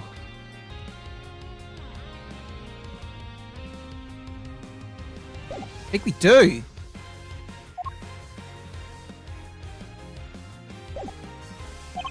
Perhaps it can also show us just what happened with the flag then too. Take that! Your proof is in this picture right here. It should be good. Which picture? Where?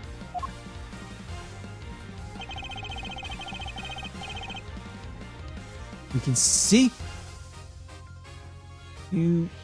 which way the flag was blowing right here.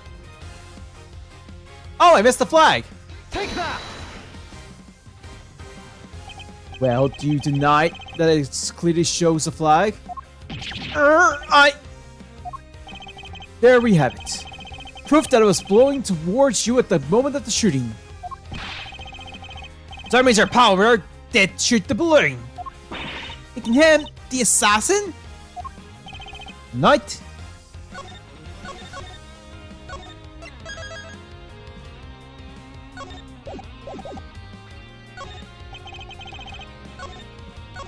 Oh, wait. Not the assassin.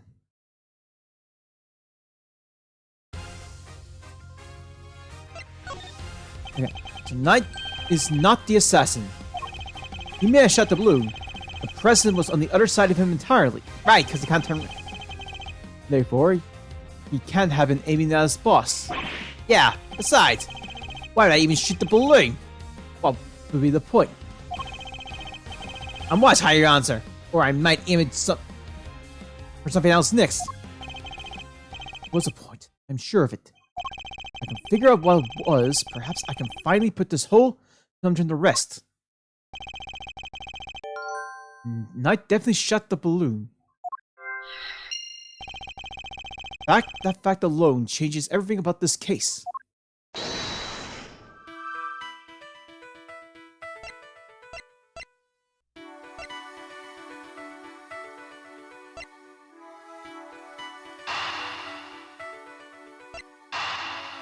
Let's try this.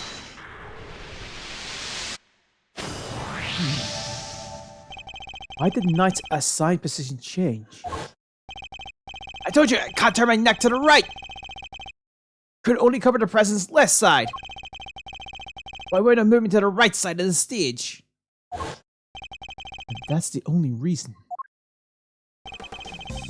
Suppose the plan hadn't changed. That Knight had remained positioned on the post to the left. Given that he was only able to turn his head to the right, he wouldn't have been able to shoot the balloon closest to him. Could it be that the security plan was changed for his best purpose of popping one of the balloons? We suppose that to be the case. The two plans are different. Was the security detail reorganized at some point? Yeah. We had some last minute changes yesterday. President's orders. Right. The President was the one who ordered the changes.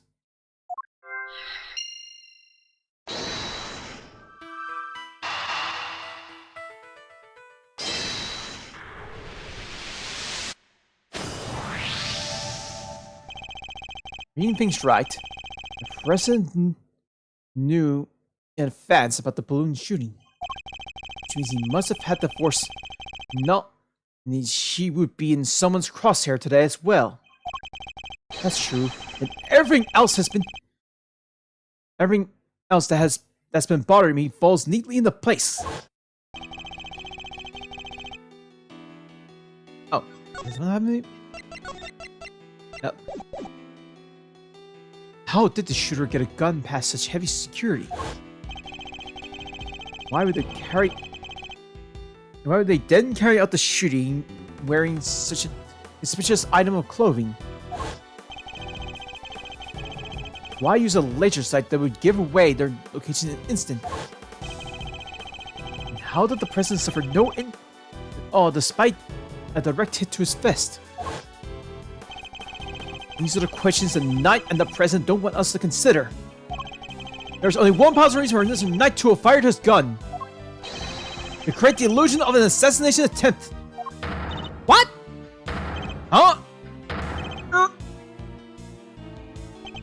Idiot. Do you understand what you're saying?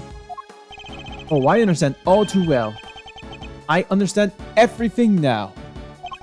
First of all, I understand why you were so keen to take this investigation off my hands, Mr. President. You wanted your real plans to remain hidden. How dare you speak to me that way? Is this some sort of sick joke? Oh, it's no joke. I assure you. It's simply the truth. As revealed by the careful appliances of logic and reasoning. Nothing more. The first shot was fired by Mr. Knight with a specific intent of hitting that balloon. The sound of gunfire and the bursting of the balloon were guaranteed to cause a panic. And then he fired again. He did? Yes, he fired 2 bullets, both of which were aimed at the balloon. As for why he did so, it's because the second shot was designed to create the impression that the President had been hit. Then, what's the deal with the one in the vest? I'm gonna bet that bullet was planted there long before the shooting was ever occurred.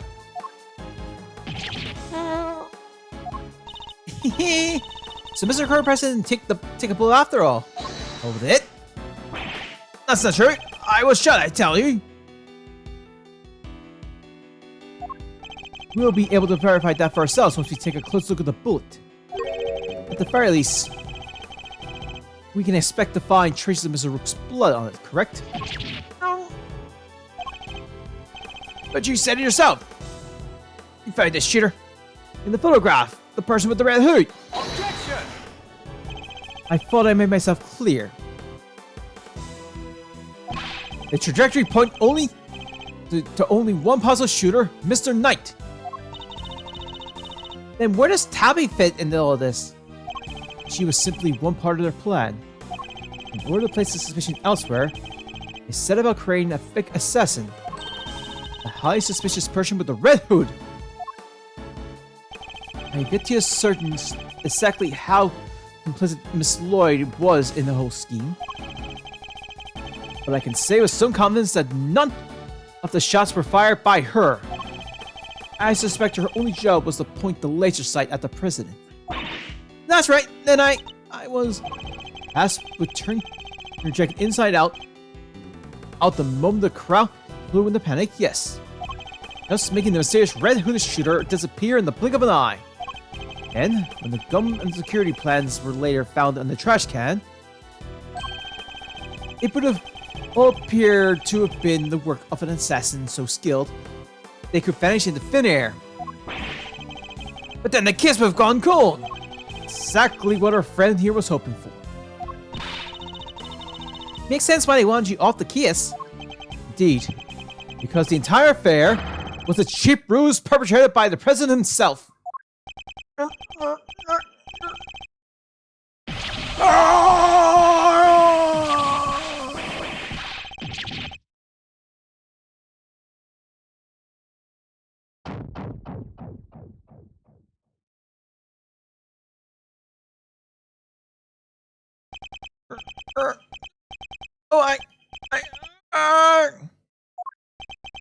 Presidential mask has well and truly slipped.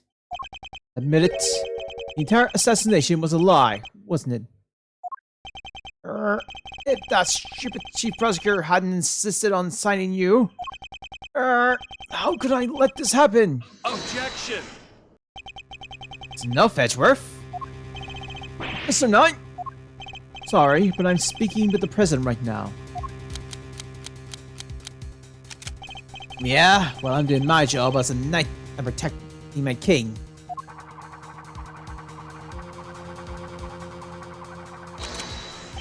So go ahead, keep running your mouth. Perhaps it would be better if we stuck to threatening each other with words. He wouldn't, would he? Nah, I don't need this thing to shut you up. Alright, my move. Question. You claim I fired a gun from on stage. How do you figure I did that in front of a crowd of thousands? Excellent point. Time for my counter move, I suppose. You had a certain something that allowed you to consider your actions. A certain something, huh? Very specific. Did Knight use the highest actions from the crowd? Take that! My attached kiss? Yes, take a look at Kate's photograph. The right hand is completely obscured by the case. At the very moment the picture was taken, you were firing your gun. In such a way that you wouldn't be detected. Objection! You don't like let the facts get in the way of the good theory, do you, Edgeworth? Shame you don't seem to have noticed. Notice what? That theory is all you have. Conjecture, nothing more. The flag was blowing in the wind at precisely the right moment. I had my gun with my attached case. You chased security cameras because I couldn't turn my head. It's all just speculation.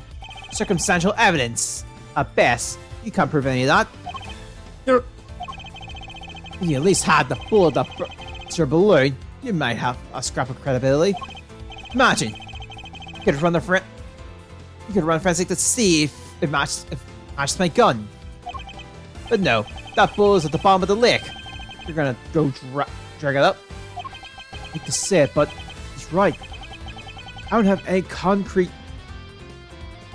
I thought not. Anyway, now you can shut your mouth. Hold it.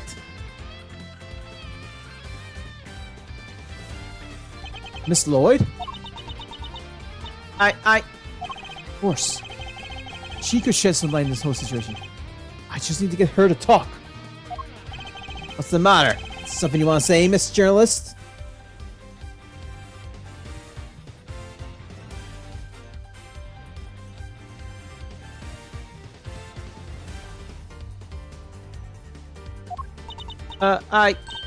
Never mind. That's what I thought. Miss Lloyd? I need you to be brave. If you don't speak up, the truth will be lost forever. You are a journalist at all, are you not? Dang it! I can't stay quiet any longer. Hey, you understand what you're doing, right? I think carefully before opening that mouth of yours. I was so focused on bagging me a scoop, I forgot the most important thing of all. Real journalists don't lie. And no dang scoop, it ain't the truth. I'm sorry, Mr. Sheriff, I should have shown you this before. What is this? What is it? It's a laser pointer I used on the president. But that's all I done. I never shot nobody. Stupid. Well, I told you, you squeal, and you go down as an accomplice. It was him. He told me to do it. I was a shamefaced emissary, sniffing out a story like I told you. That was for days back. He comes with me out of the blue, just start talking. Helping me out, give you an exclusive access to the president. That kind of stuff. But what about the gun in the trash can? That I don't know about. That I don't know nothing about. I swear, he always told me was the word jacket with a red hood and the pointer at the president. I never thought for a minute it blew up my face so bad. I'm sorry, truly I am. Thank you, Miss Lloyd. I'd like you to testify to that effect when it goes to trial. Let's go to trial, sir. It ought to go a long way towards proving that the assassination was a sham. Alright, what's wrong with you people? Don't any of you know what's good for you? My sympathies, Mr. Knight. Had you successfully removed him from this case as you intended, perhaps then you could have kept your pawn quiet. Whoa, that missed! So let me get this straight.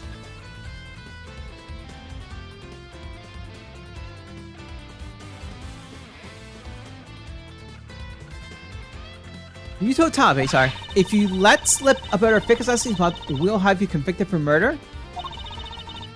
Or something like that? Oh, the dirty!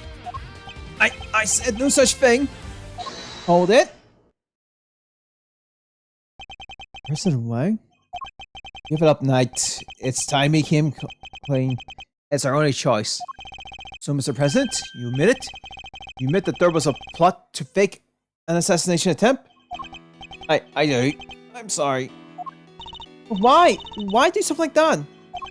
My popularity has been on the wane back home. I thought surviving an attempt on my life might give me a boost I needed. I know we did it wrong, so yes, it was it was all lies, all of it.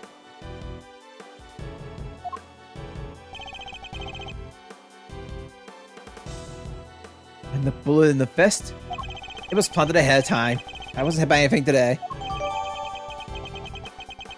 Alright. Then, what was up with the killer? Our plan got out somehow. And then he just appeared. Hell bent on turning our fake assassination into a real one.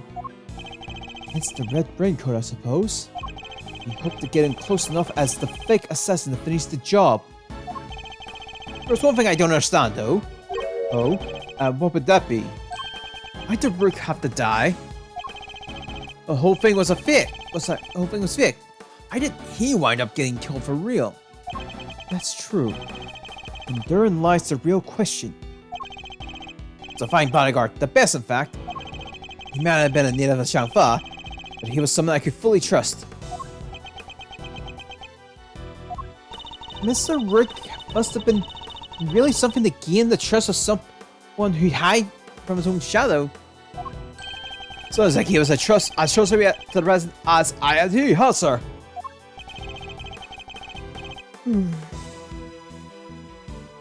That's for me to say, not you, detective, not you.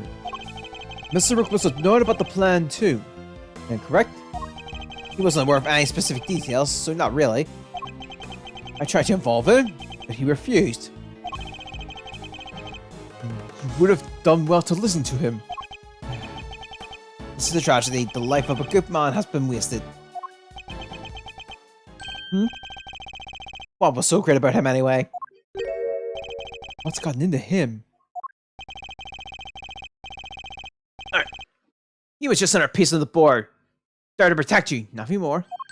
Mr. Knight? How could you?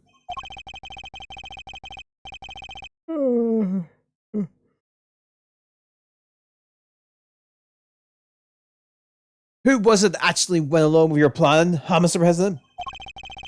Well, a Prentice coward backed down when you needed him to step up the most.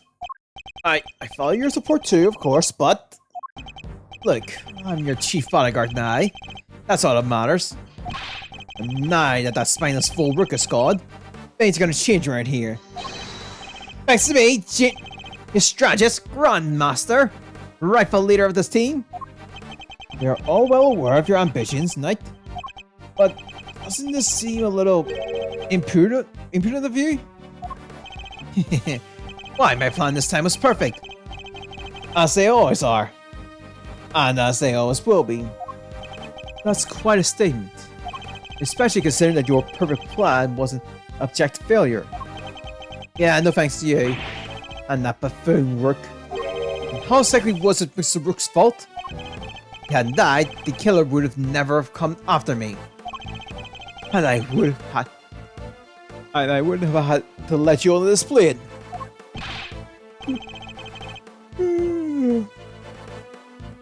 Please, Mr. Knight, you mustn't talk like that. Fine, the guy died protecting you, Mr. President. I'm sure that's just what he always wanted. He did die protecting the President? Wait! I thought the whole assassination thing was fake! Ah, come on, do I have to say everything twice? You planned the fake assassination, and somebody else came along and tried to make it real. Two shots around, remember? Like you said, Edgeworth, one of them was the bull that I shot through that window. But the second? That wasn't me. Oh, really? Then who did fire it? The real assassin. But not the killer. His plan was to come after the president with a knife. No, the most likely suspect here is the peace car Lee quietly in the corner. Our Lee White Queen over there. What? Miss Lloyd! Okay with this, I'm not your dang assassin! But is that really true? I for one don't believe it.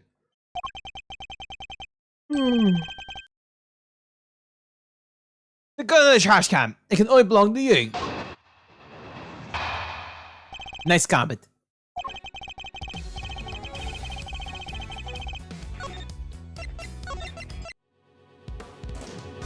That was normal.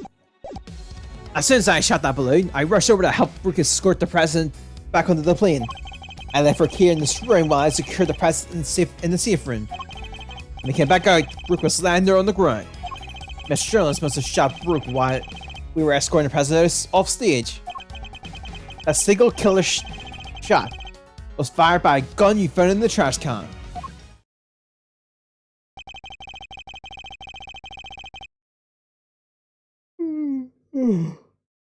So you don't actually know when the victim was struck by the bullet, do you? The knight doesn't protect the rook, Edgeworth.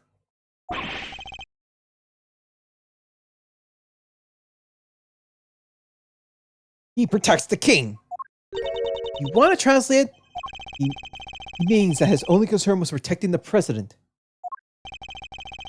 Lose the king, you lose the game. Isn't that the first rule of chess?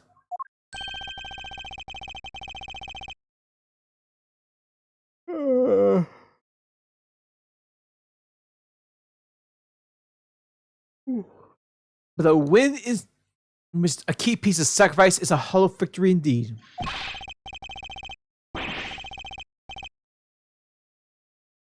Doesn't matter. It's still a victory. I kept the president safe. I win.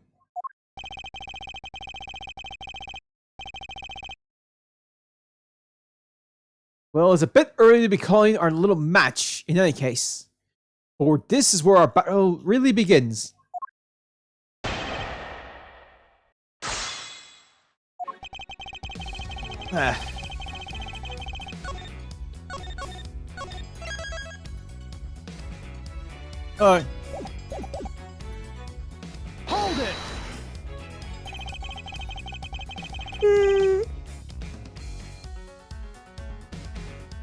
The victim really didn't take part in your little plan then, did he? Nope, I kept him in the dark on the details. So he really thought the president was in danger? But wait, he must have known that the shot came right next to him. Maybe he did, guess we'll never know. And even if he did know it was a sham, he still had a job to do. He still had to protect this king.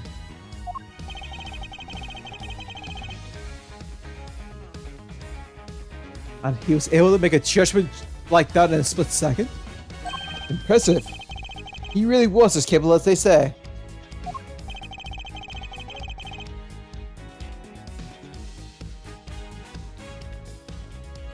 And that's okay with that I couldn't read him like a book. I made it so we had no choice but to go along with our little performance.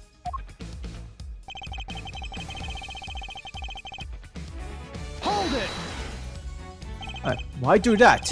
You and the president both knew the whole thing wasn't real.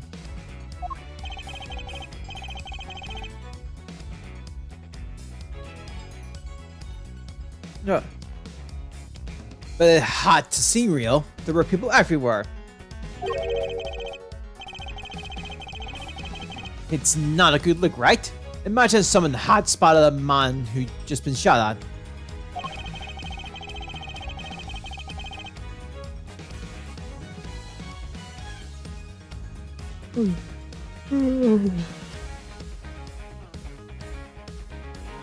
Hanging out of his plane, sipping grip juice like he didn't have a car in the world. And what was the victim doing during all this?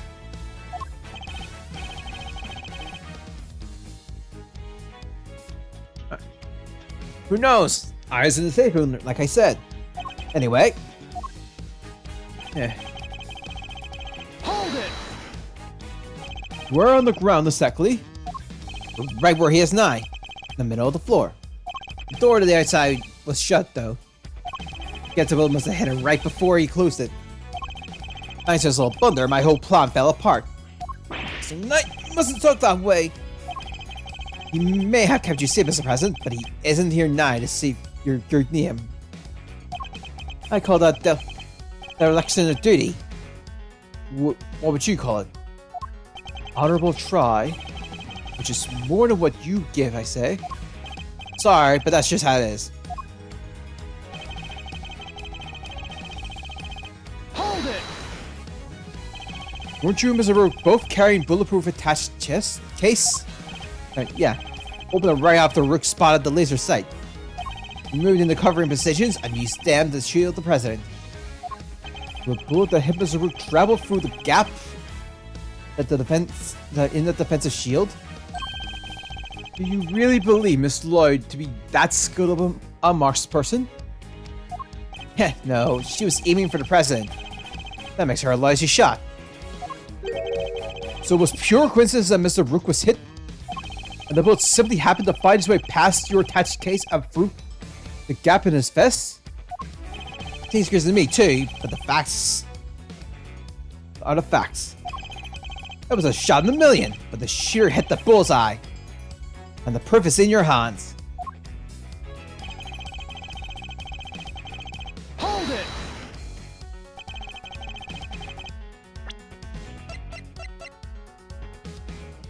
it! So the second shot had nothing to do with you? Right. That one was fired by your little friend.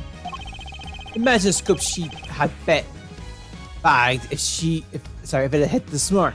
I'm a journalist, you hear? I don't make facts, I report them.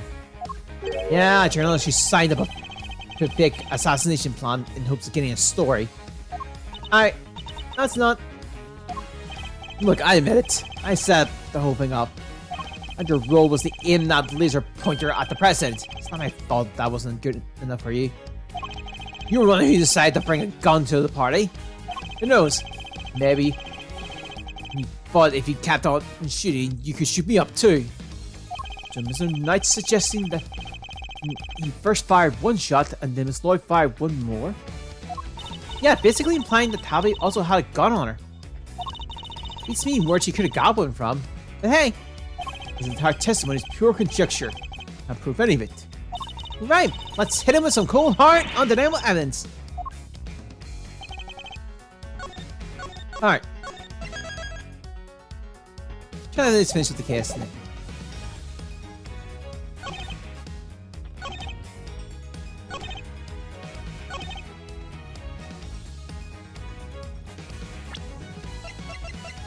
Objection! I have a feeling.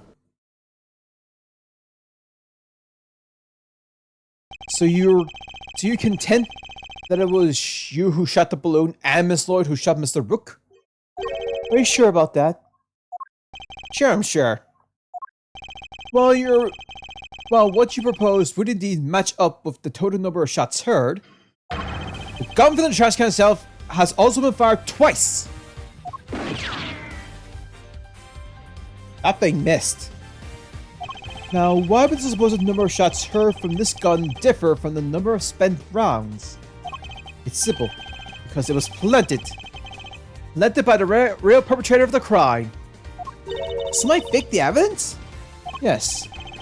And if you think about it, the reason for doing so was obvious. Be sure that whoever found the gun will conclude that the shooter had been in the spectator area. And in order to do that, they had to make it seem as if both shots had come from this one weapon. I get it, so that's why I got to spam rounds, huh? Precisely. As we've already proven, the bullet that burst the balloon came from a different weapon. Which makes it entirely possible that the bullet which killed Mr. Rook didn't come from this gun either. Nice work, Ashworth.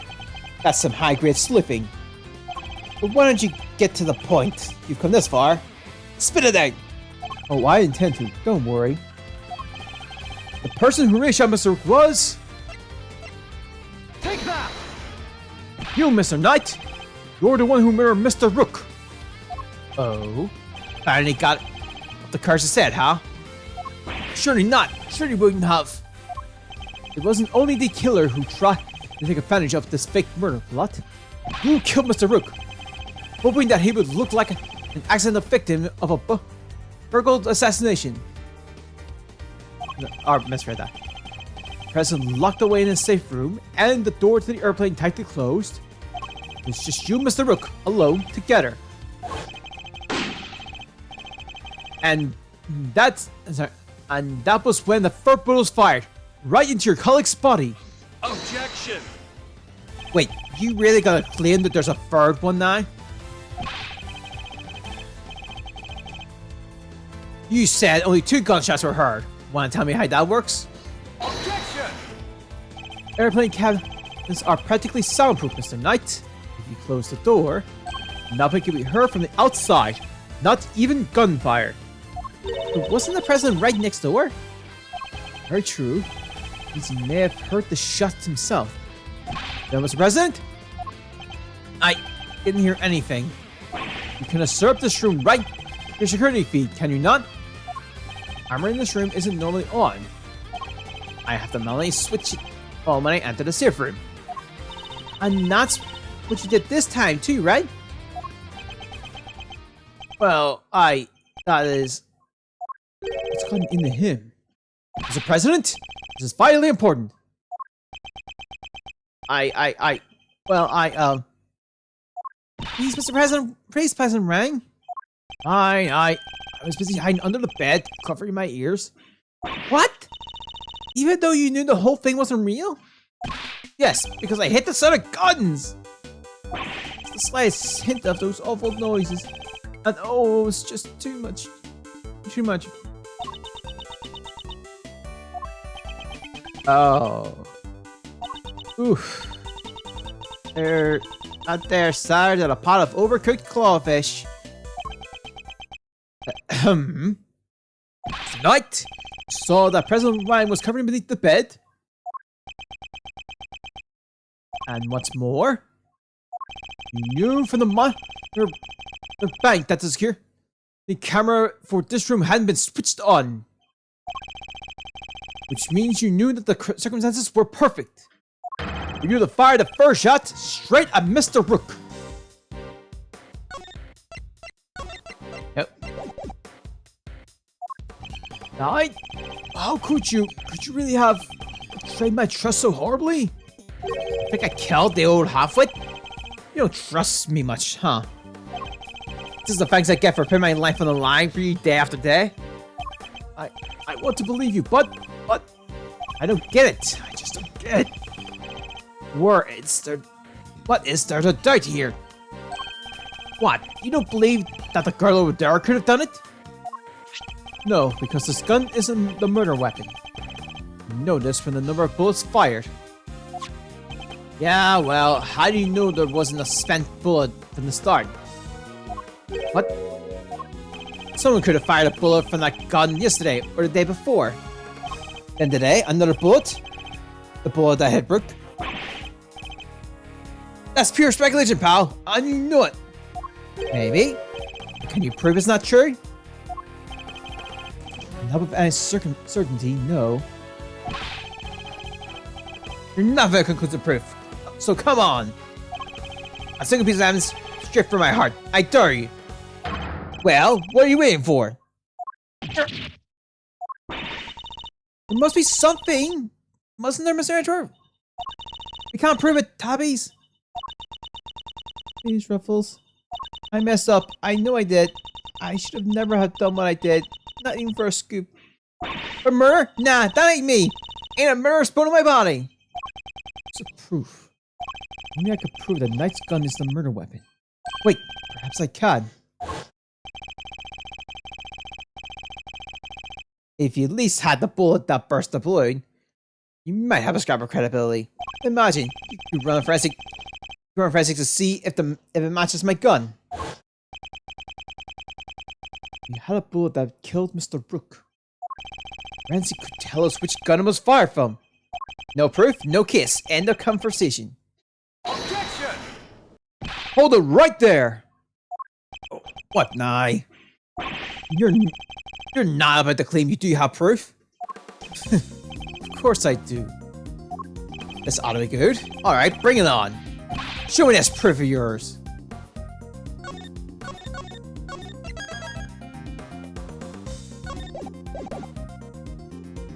The bullet that killed Mr. Brook is the key to ending our little game. Very well, my conclusion evidence is not currently in my possession. Alright then, thanks for playing, folks, but that's game over. However, it is here in this room. What? And I missed again! Barely missed again! As we know, the bullet killed Mr. Rook passed through his body. But where did it end in this journey?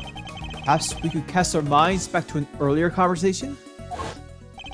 By passing through his body, the bullet that took Mr. Rook's life found itself lodged into the vest.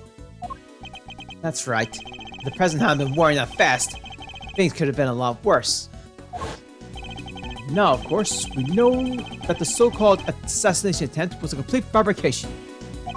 This was prepared in advance, made to look as if it had been hit by a bullet. Which begs the question, where's the real bullet?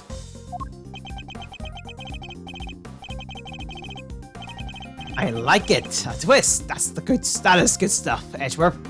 Come on then, don't keep us in suspense! Is any proof?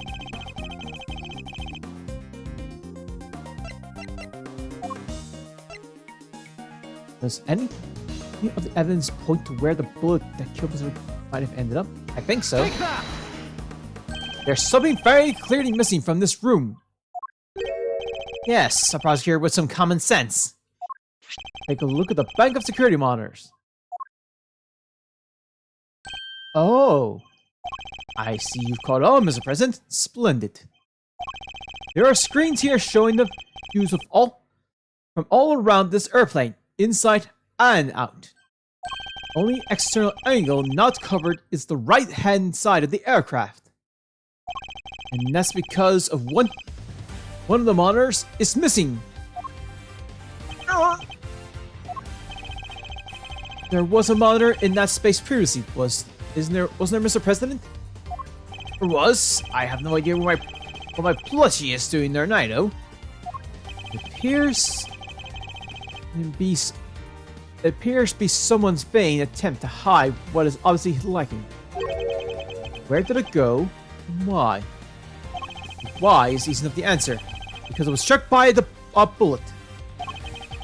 If we were to believe that the bullet in the vest was the real deal, then anything that hinted at the existence of another bullet had to be removed. So, where did the missing monitor go? Where indeed?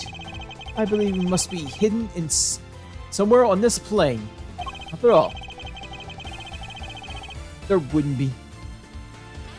We need time to dispose of it outside the aircraft. If it comes to, conduct a search if you would. Anyway, sir. The President, extraterritorial, remember? I have no objections to the search. Please go ahead. It will help us uncover the truth behind what happened to Rick. I will not stand in your way. What are you? I don't believe this. Rick, it's Rick. Not. Don't you ever think of anyone else? About anyone else? The search has been authorized, detective. If you wouldn't mind.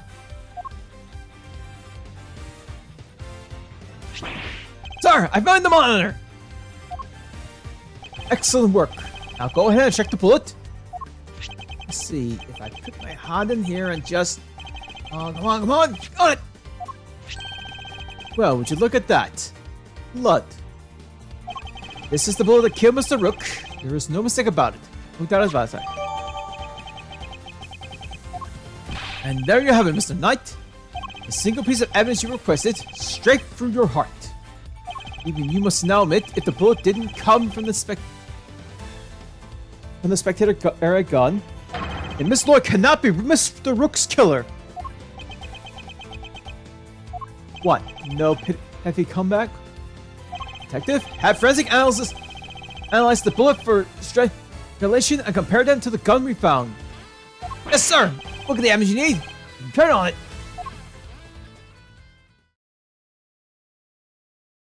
Alright, let's hear what Forensic has to say. Our findings are as follows, sir. Firstly, the blood in this bullet is indeed that of the victim. Proving that it was the bullet that killed Mr. Rook. Secondly, we found Mr. Knight's fingerprints on the gun. Probably from when I had all the evidence over to him. Now for the key part. The strangulation. Not a match, then Mr. Lloyd's in the clear. Lastly, the strangulation on the bullet are a match with the weapon. What? How could that be? No way! Aw, come on! No doubt about it. This is the gun that fired the bullet. No! Well, isn't that something? Conclusive proof that I was right. What's the matter? You don't think you had me backed into a corner, did you? Guess you misread the board. Cause the one backed into a corner here is you. Nice counter.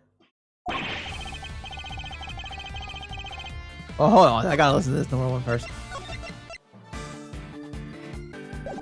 Oh, that. There's no denying it. Forensic proved that the gun and the bullet are a match. The bullet that killed Rick was fired from the gun you found in the spectator area. So who pulled the trigger? It can't have been me. I was up on stage, which leaves your little friend. The hack killer Rook. She's the murderer. You just proved it. Your move, Edgeworth. But just remember two things. One, where you found the gun. And two, which gun the fatal bullet came from. Whichever way you look at it, it can't have been the shoot. I can't have been the shooter. How did it come to this? Me and the president? We admitted to faking the assassination attempt. Now it's your turn to admit something. Who the killer really is? There's no way Tommy did it, is there? Don't let him get you, Kay. We just need to get over his statement. To go over his statements again. There must be something further we can deduce from them. Okay, let's do this, Mr. Edgeworth.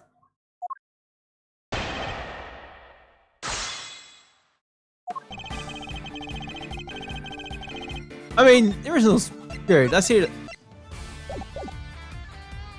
They throw in a guitar. Sweet. No, that's... Objection! What was you saying? The forensics would back you up? I doesn't feel to be shot in the chest by your own conclusive proof, huh? Not so good, I imagine. The bullet and the gun are a match, Mr. Edgeworth. That kind of hard. Has to be. I mean, the tapping pulled the trigger, no? And so, I simply cannot accept that. Sir! You're still denying the evidence! That isn't. So what am I missing?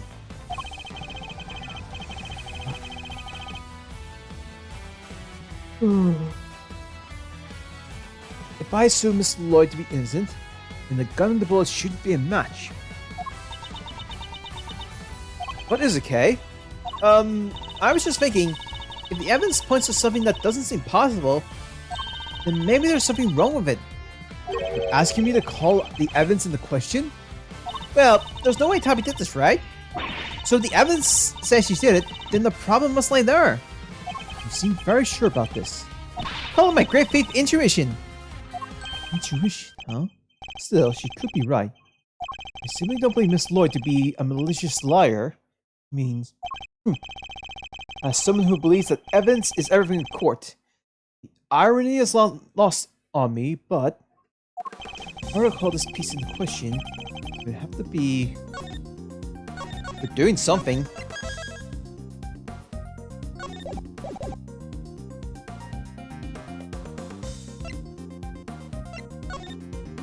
Something untoward is going on here.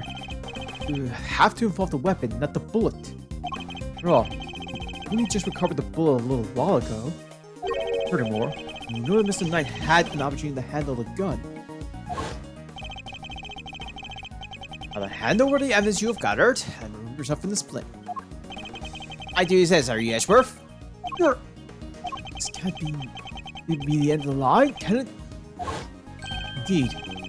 He had ample opportunity. Note that this gun is the weapon that was used in the crime. Which means it must belong to... Take that! The gun belongs to Mr. Knight. He switched them around. That has to be it. Ah!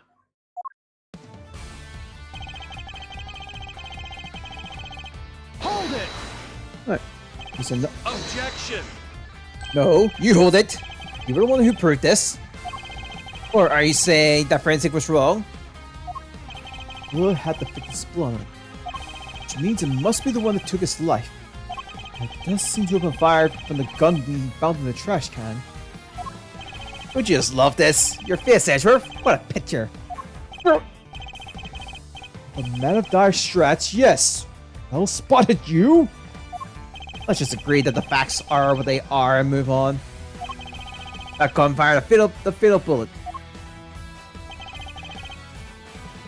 Hold it! Yes, who indeed. Still can't bring yourself to admit the truth, huh? I get it. I was in your shoes just a minute ago, sorry.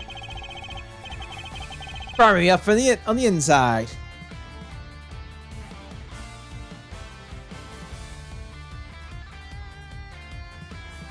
You know, sorry, burn me up on the inside, you know?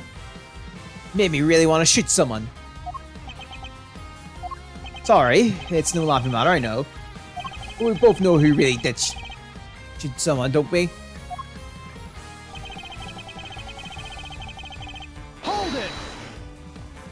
What proof is it that Miss Lloyd fired that gun? A proof? How about the forensic you ordered? You did fingerprints though, did they?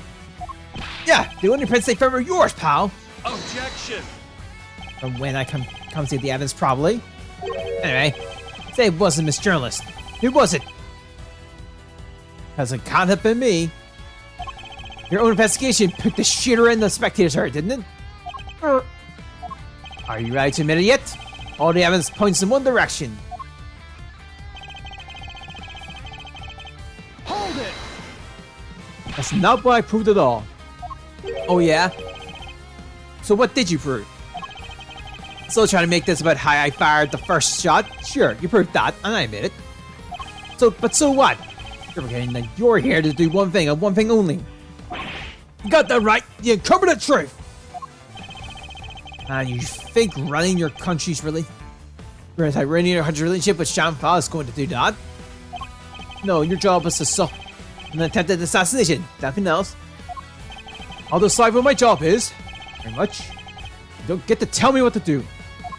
Oh sure, let the trio go cold while you flip your wig over who gets to say what the who. Or you could finally do them. I forget to admit that your little friend is guilty. Never. You're the guilty one here. There's no doubt about it.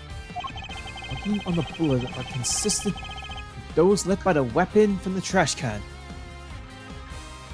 Mr. Knight, they were to have tempered with the gun somehow. He could have done once I've had it. He could have done it once I had it over the evidence, and not a moment before. Is there anything we can do, Mr. Edgeworth? There must be something. Our reasoning thus far has been sound, I'm sure of it. Which means we can overcome his defense this time as well. Really? Even with the forensic results on his side? If a testimony is untruthful, there's always a contradiction to be found. Let's listen to what he has to say for himself one more time.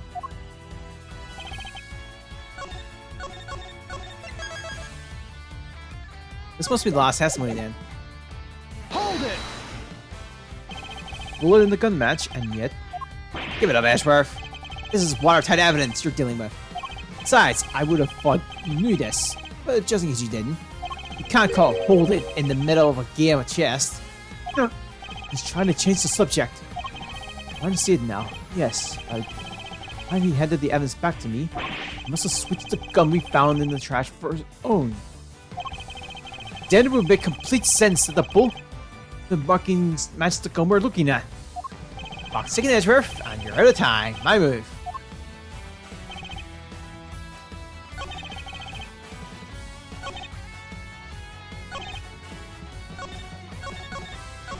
Alright, so we know it's the gun. It's just which statement.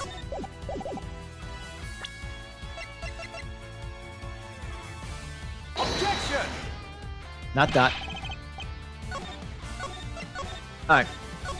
I'm just gonna go back to the free state. Oh.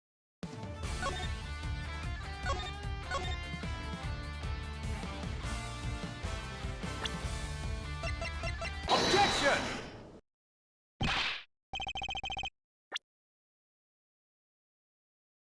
I figured. I realized that was the... Admit it, you switched the guns, didn't you, Mr. Knight? That's why the markings matched the weapon in question. It was yours all along. An intriguing move there, Edgeworth, and... I must have made the switch when I handed over the evidence. While I was busy trying to make the case for the remaining on the investigation. The link... This guy from the gun we found in the trash can. Put it on your own. Then, not long afterwards, you handed that gun back to me. Instead of the one we found. I did, huh? You think I somehow knew you'd find, let alone run forensic on that bullet sometime in the future? Is that so strange? You're a chess player after all. A man, well, used to thinking several moves ahead.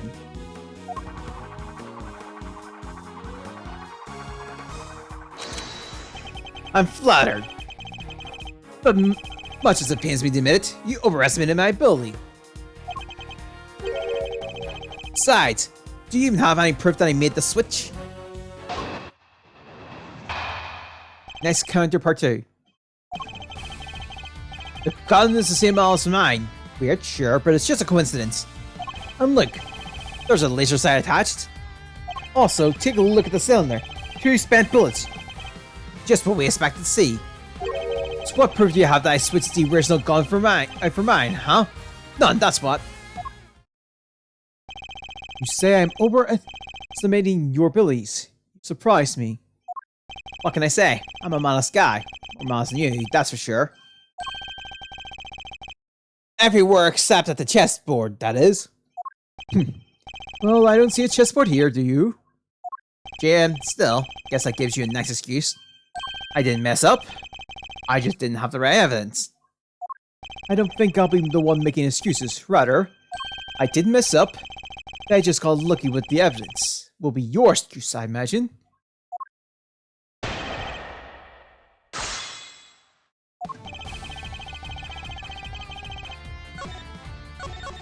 Can we examine the gun?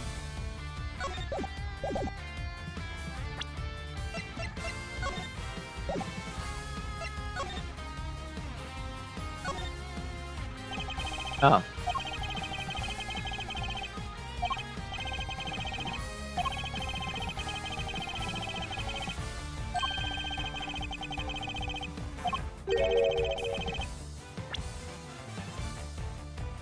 Okay.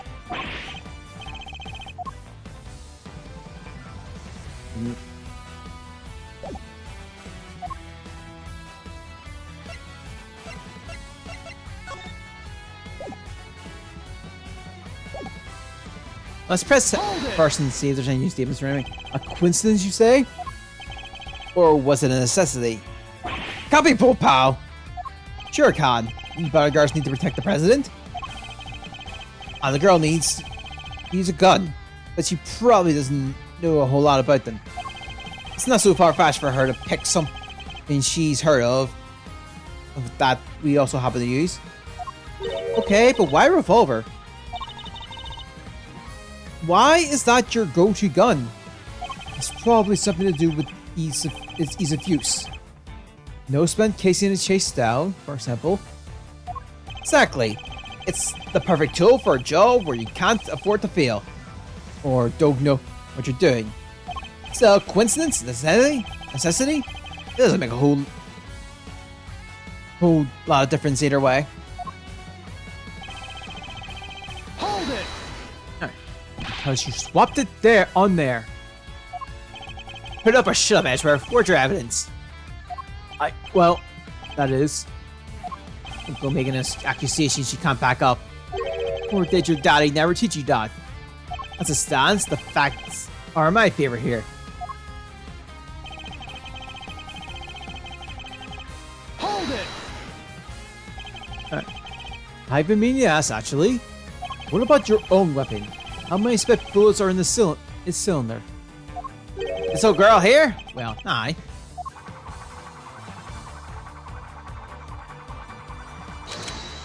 I let loose a few rounds earlier, as you saw. He reloads his gun every time he fires it. But even if I were to tell you how many times there were at the time, you had no way of verifying that. Of course, in order to swap the guns properly, you have to maintain the right number of bullets per gun. Didn't have the chance to put on any gloves though, which means... Alright, I think it's about time you the right thing and resign, don't you? Yeah, it's all but done, see?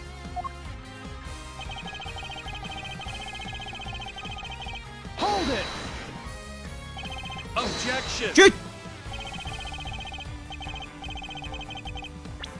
The perfect objection. Something you clearly don't have. You did? You have made your move by now. Dude, we do top proof, right, Mr. Edgeworth? You won't be given a chance to investigate any further. You have to work with what we've gathered. Now think. Consider all the possibilities. You got the goods, it's now or never. How are we supposed to prove he switched the guns? Unfortunately, we don't have any direct evidence of his wrongdoing. That in itself is proof of a kind. Because otherwise, sister, we line up like that. Like the dude, right, sir? Right. We must carefully consider and infer what we can from the evidence he brings up in his testimony. Truth is in there somewhere.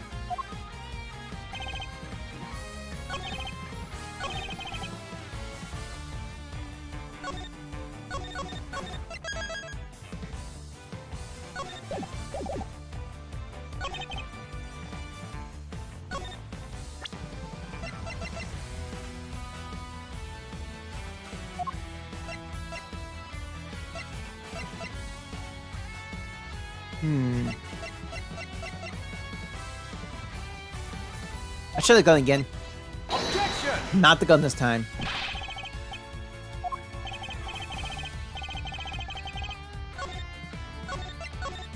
Okay, no. We'll get the right first.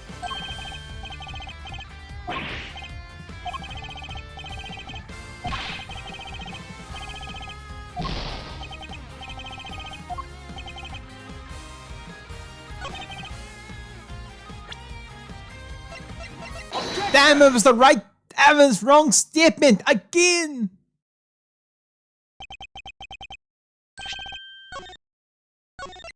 God damn it.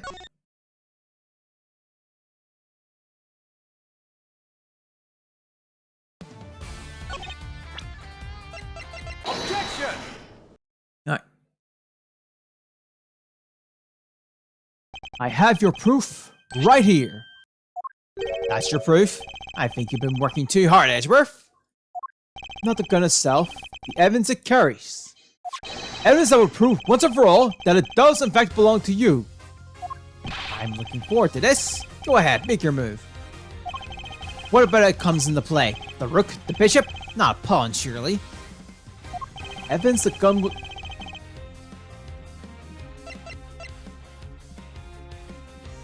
Oh, we can see it here.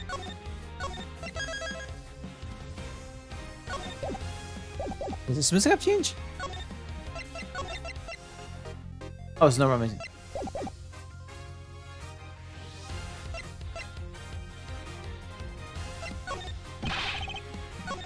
Nope. Fingerprints. It's the fingerprints. Fingerprints. Namely your fingerprints, Mr. Knight. Objection! My prints? Ha! Of course my prints are on the gun. You handed it right to me when you gave it up the evidence. How could they not been on there? Objection! What if I told you there are prints on a part of a gun that you shouldn't have touched at any point? What? Where? You can't prove that. Also, that's another miss. Fired a miss again. It's probably a good thing. Oh, but I can. There is a place where your fingerprints could never have been left if things happen as you say. Allow me to present the final piece of evidence. That will bring our game to its rightful conclusion.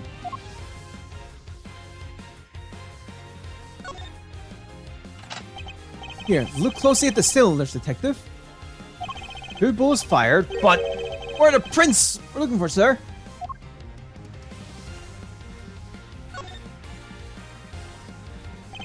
Didn't they switch the guns when I handed you the evidence? But if that were all you'd done, your deception would have been easily detected. Because the number of bullets fired by each gun was different. There were 2 spent bullets in the gun we found! Yeah. But what about Mr. Knight's gun? No, that he fired 2 bullets from the stage onto the balloon. He fired another into Mr. Rook, ending his life. With 3 bullets in total. Plus a few odd ones he let loose in the shock of our little gang. And after each shot, he loaded his gun out of habit. With his bare hands, of course. Officer? Where exactly were Miss Knight's fingerprints found, sorry? The ones you mentioned in your report? Sir, they were found on the external of the weapon, but also on the bullets themselves. I'm not sure they could have gotten there just from me handing you the evidence, Mr. Knight. And there we have it. Proof that you did indeed switch the guns. This gun, the one which fired the bullet that killed Mr. Rook, is yours. And in taking his life, you are the true assassin. I didn't. Checkmate. No!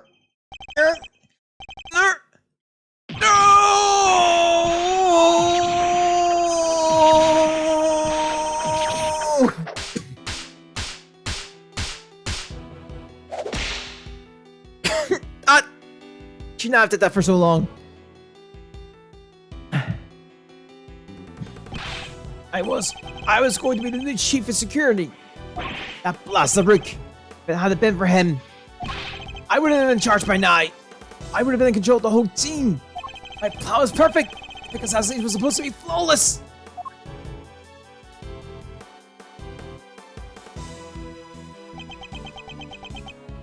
Take the gumshoe. Right away, sir. Rush you, Edgeworth. Our game isn't over yet. I'm afraid this is as far as we go for today. The next move we play will be in the courtroom. But it's not fair! It's not fair!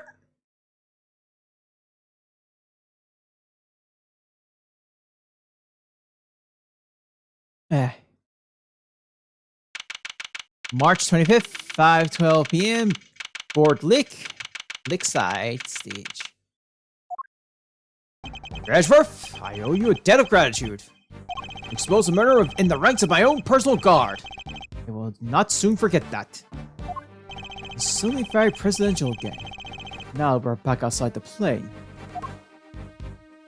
I saw it, you know, when I first proposed the fake assassination to him. You want me to handle it, not Brooke? Brooke refused. I can rely on you, can't I? Of course, sir. You can count on me. I'll put together a plan that can possibly fail. And he'll play his part like the pawn he is. Hatred in his eyes was plain to see. He despised poor Rook. I was not entirely comfortable with moving forward with Knight in charge of our little deception. Looking back, I think he sensed my discomfort. I can't help thinking I played a part in his decision to end Brooke's life. The President, none of this would have happened if you hadn't plotted to fake an assassination, an attempt on your life, sorry. That was your crime. And it is a crime you will have to live with. You are right. I can only apologize for the part I played. I will no doubt be made to pay for my actions in one way or another. But I thank you nonetheless. Solve the riddle of Rook's demise, and for that, I shall be eternally grateful. I will be in your country for a little while longer yet, but when I return home, perhaps you will visit us in Shangfa. You will always be welcome.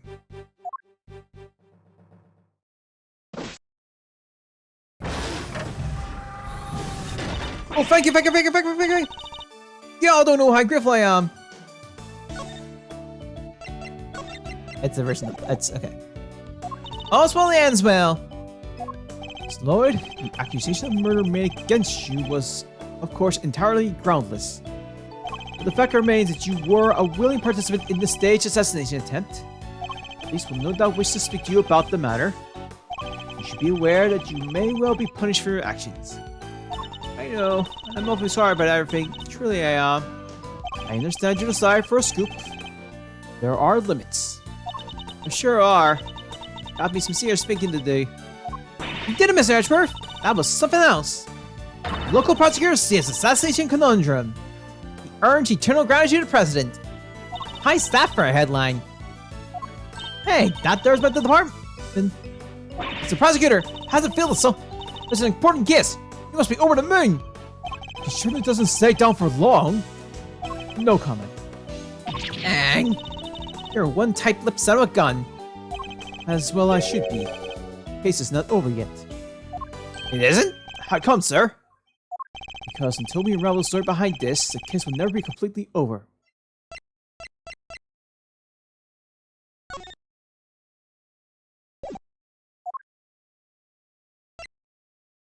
Take that! The killer's calling card? Mr. the Killer has yet to complete his assignment. He might still try to murder the President? I hope I'm wrong. If I'm not, this could all blow up into something more sinister yet. As one would expect with an attempted assassination of the President, the case was all over the news. My preparation for Mr. Knight's trial were constantly interrupted by requests from the press. There wasn't a person in the land who didn't know about the case. Everybody was talking about it. In the midst of the frenzy that followed, nobody noticed that this was only the first move in a game far bigger than any of us could have imagined. Oh, that's it! That's episode 1, okay. We're on episode 2. Yeah, it's gonna get longer, isn't it? Turnabout. The captive turnabout, okay. Oh, thank you. Oh, oh, I know her meeting up there. Right, let's check the gallery with the updated stuff. Our new acolytes. They get checkmate. And we got checkmate fond memories and turret trigger. Now we have our first set of images here. And now we have a compendium. Ah, these are all after. Competitions. Alright. I think that'll be doing it for now. Alright, so here's Games Week. Back on this Wednesday for Captive Turnabout. I'm going to be obviously learning it. This is essentially I just became a blind casual playthrough, so I'm curious to see how it's going today. But yeah, alright, so here, hope it's good this week. I'll see you next time. Bye.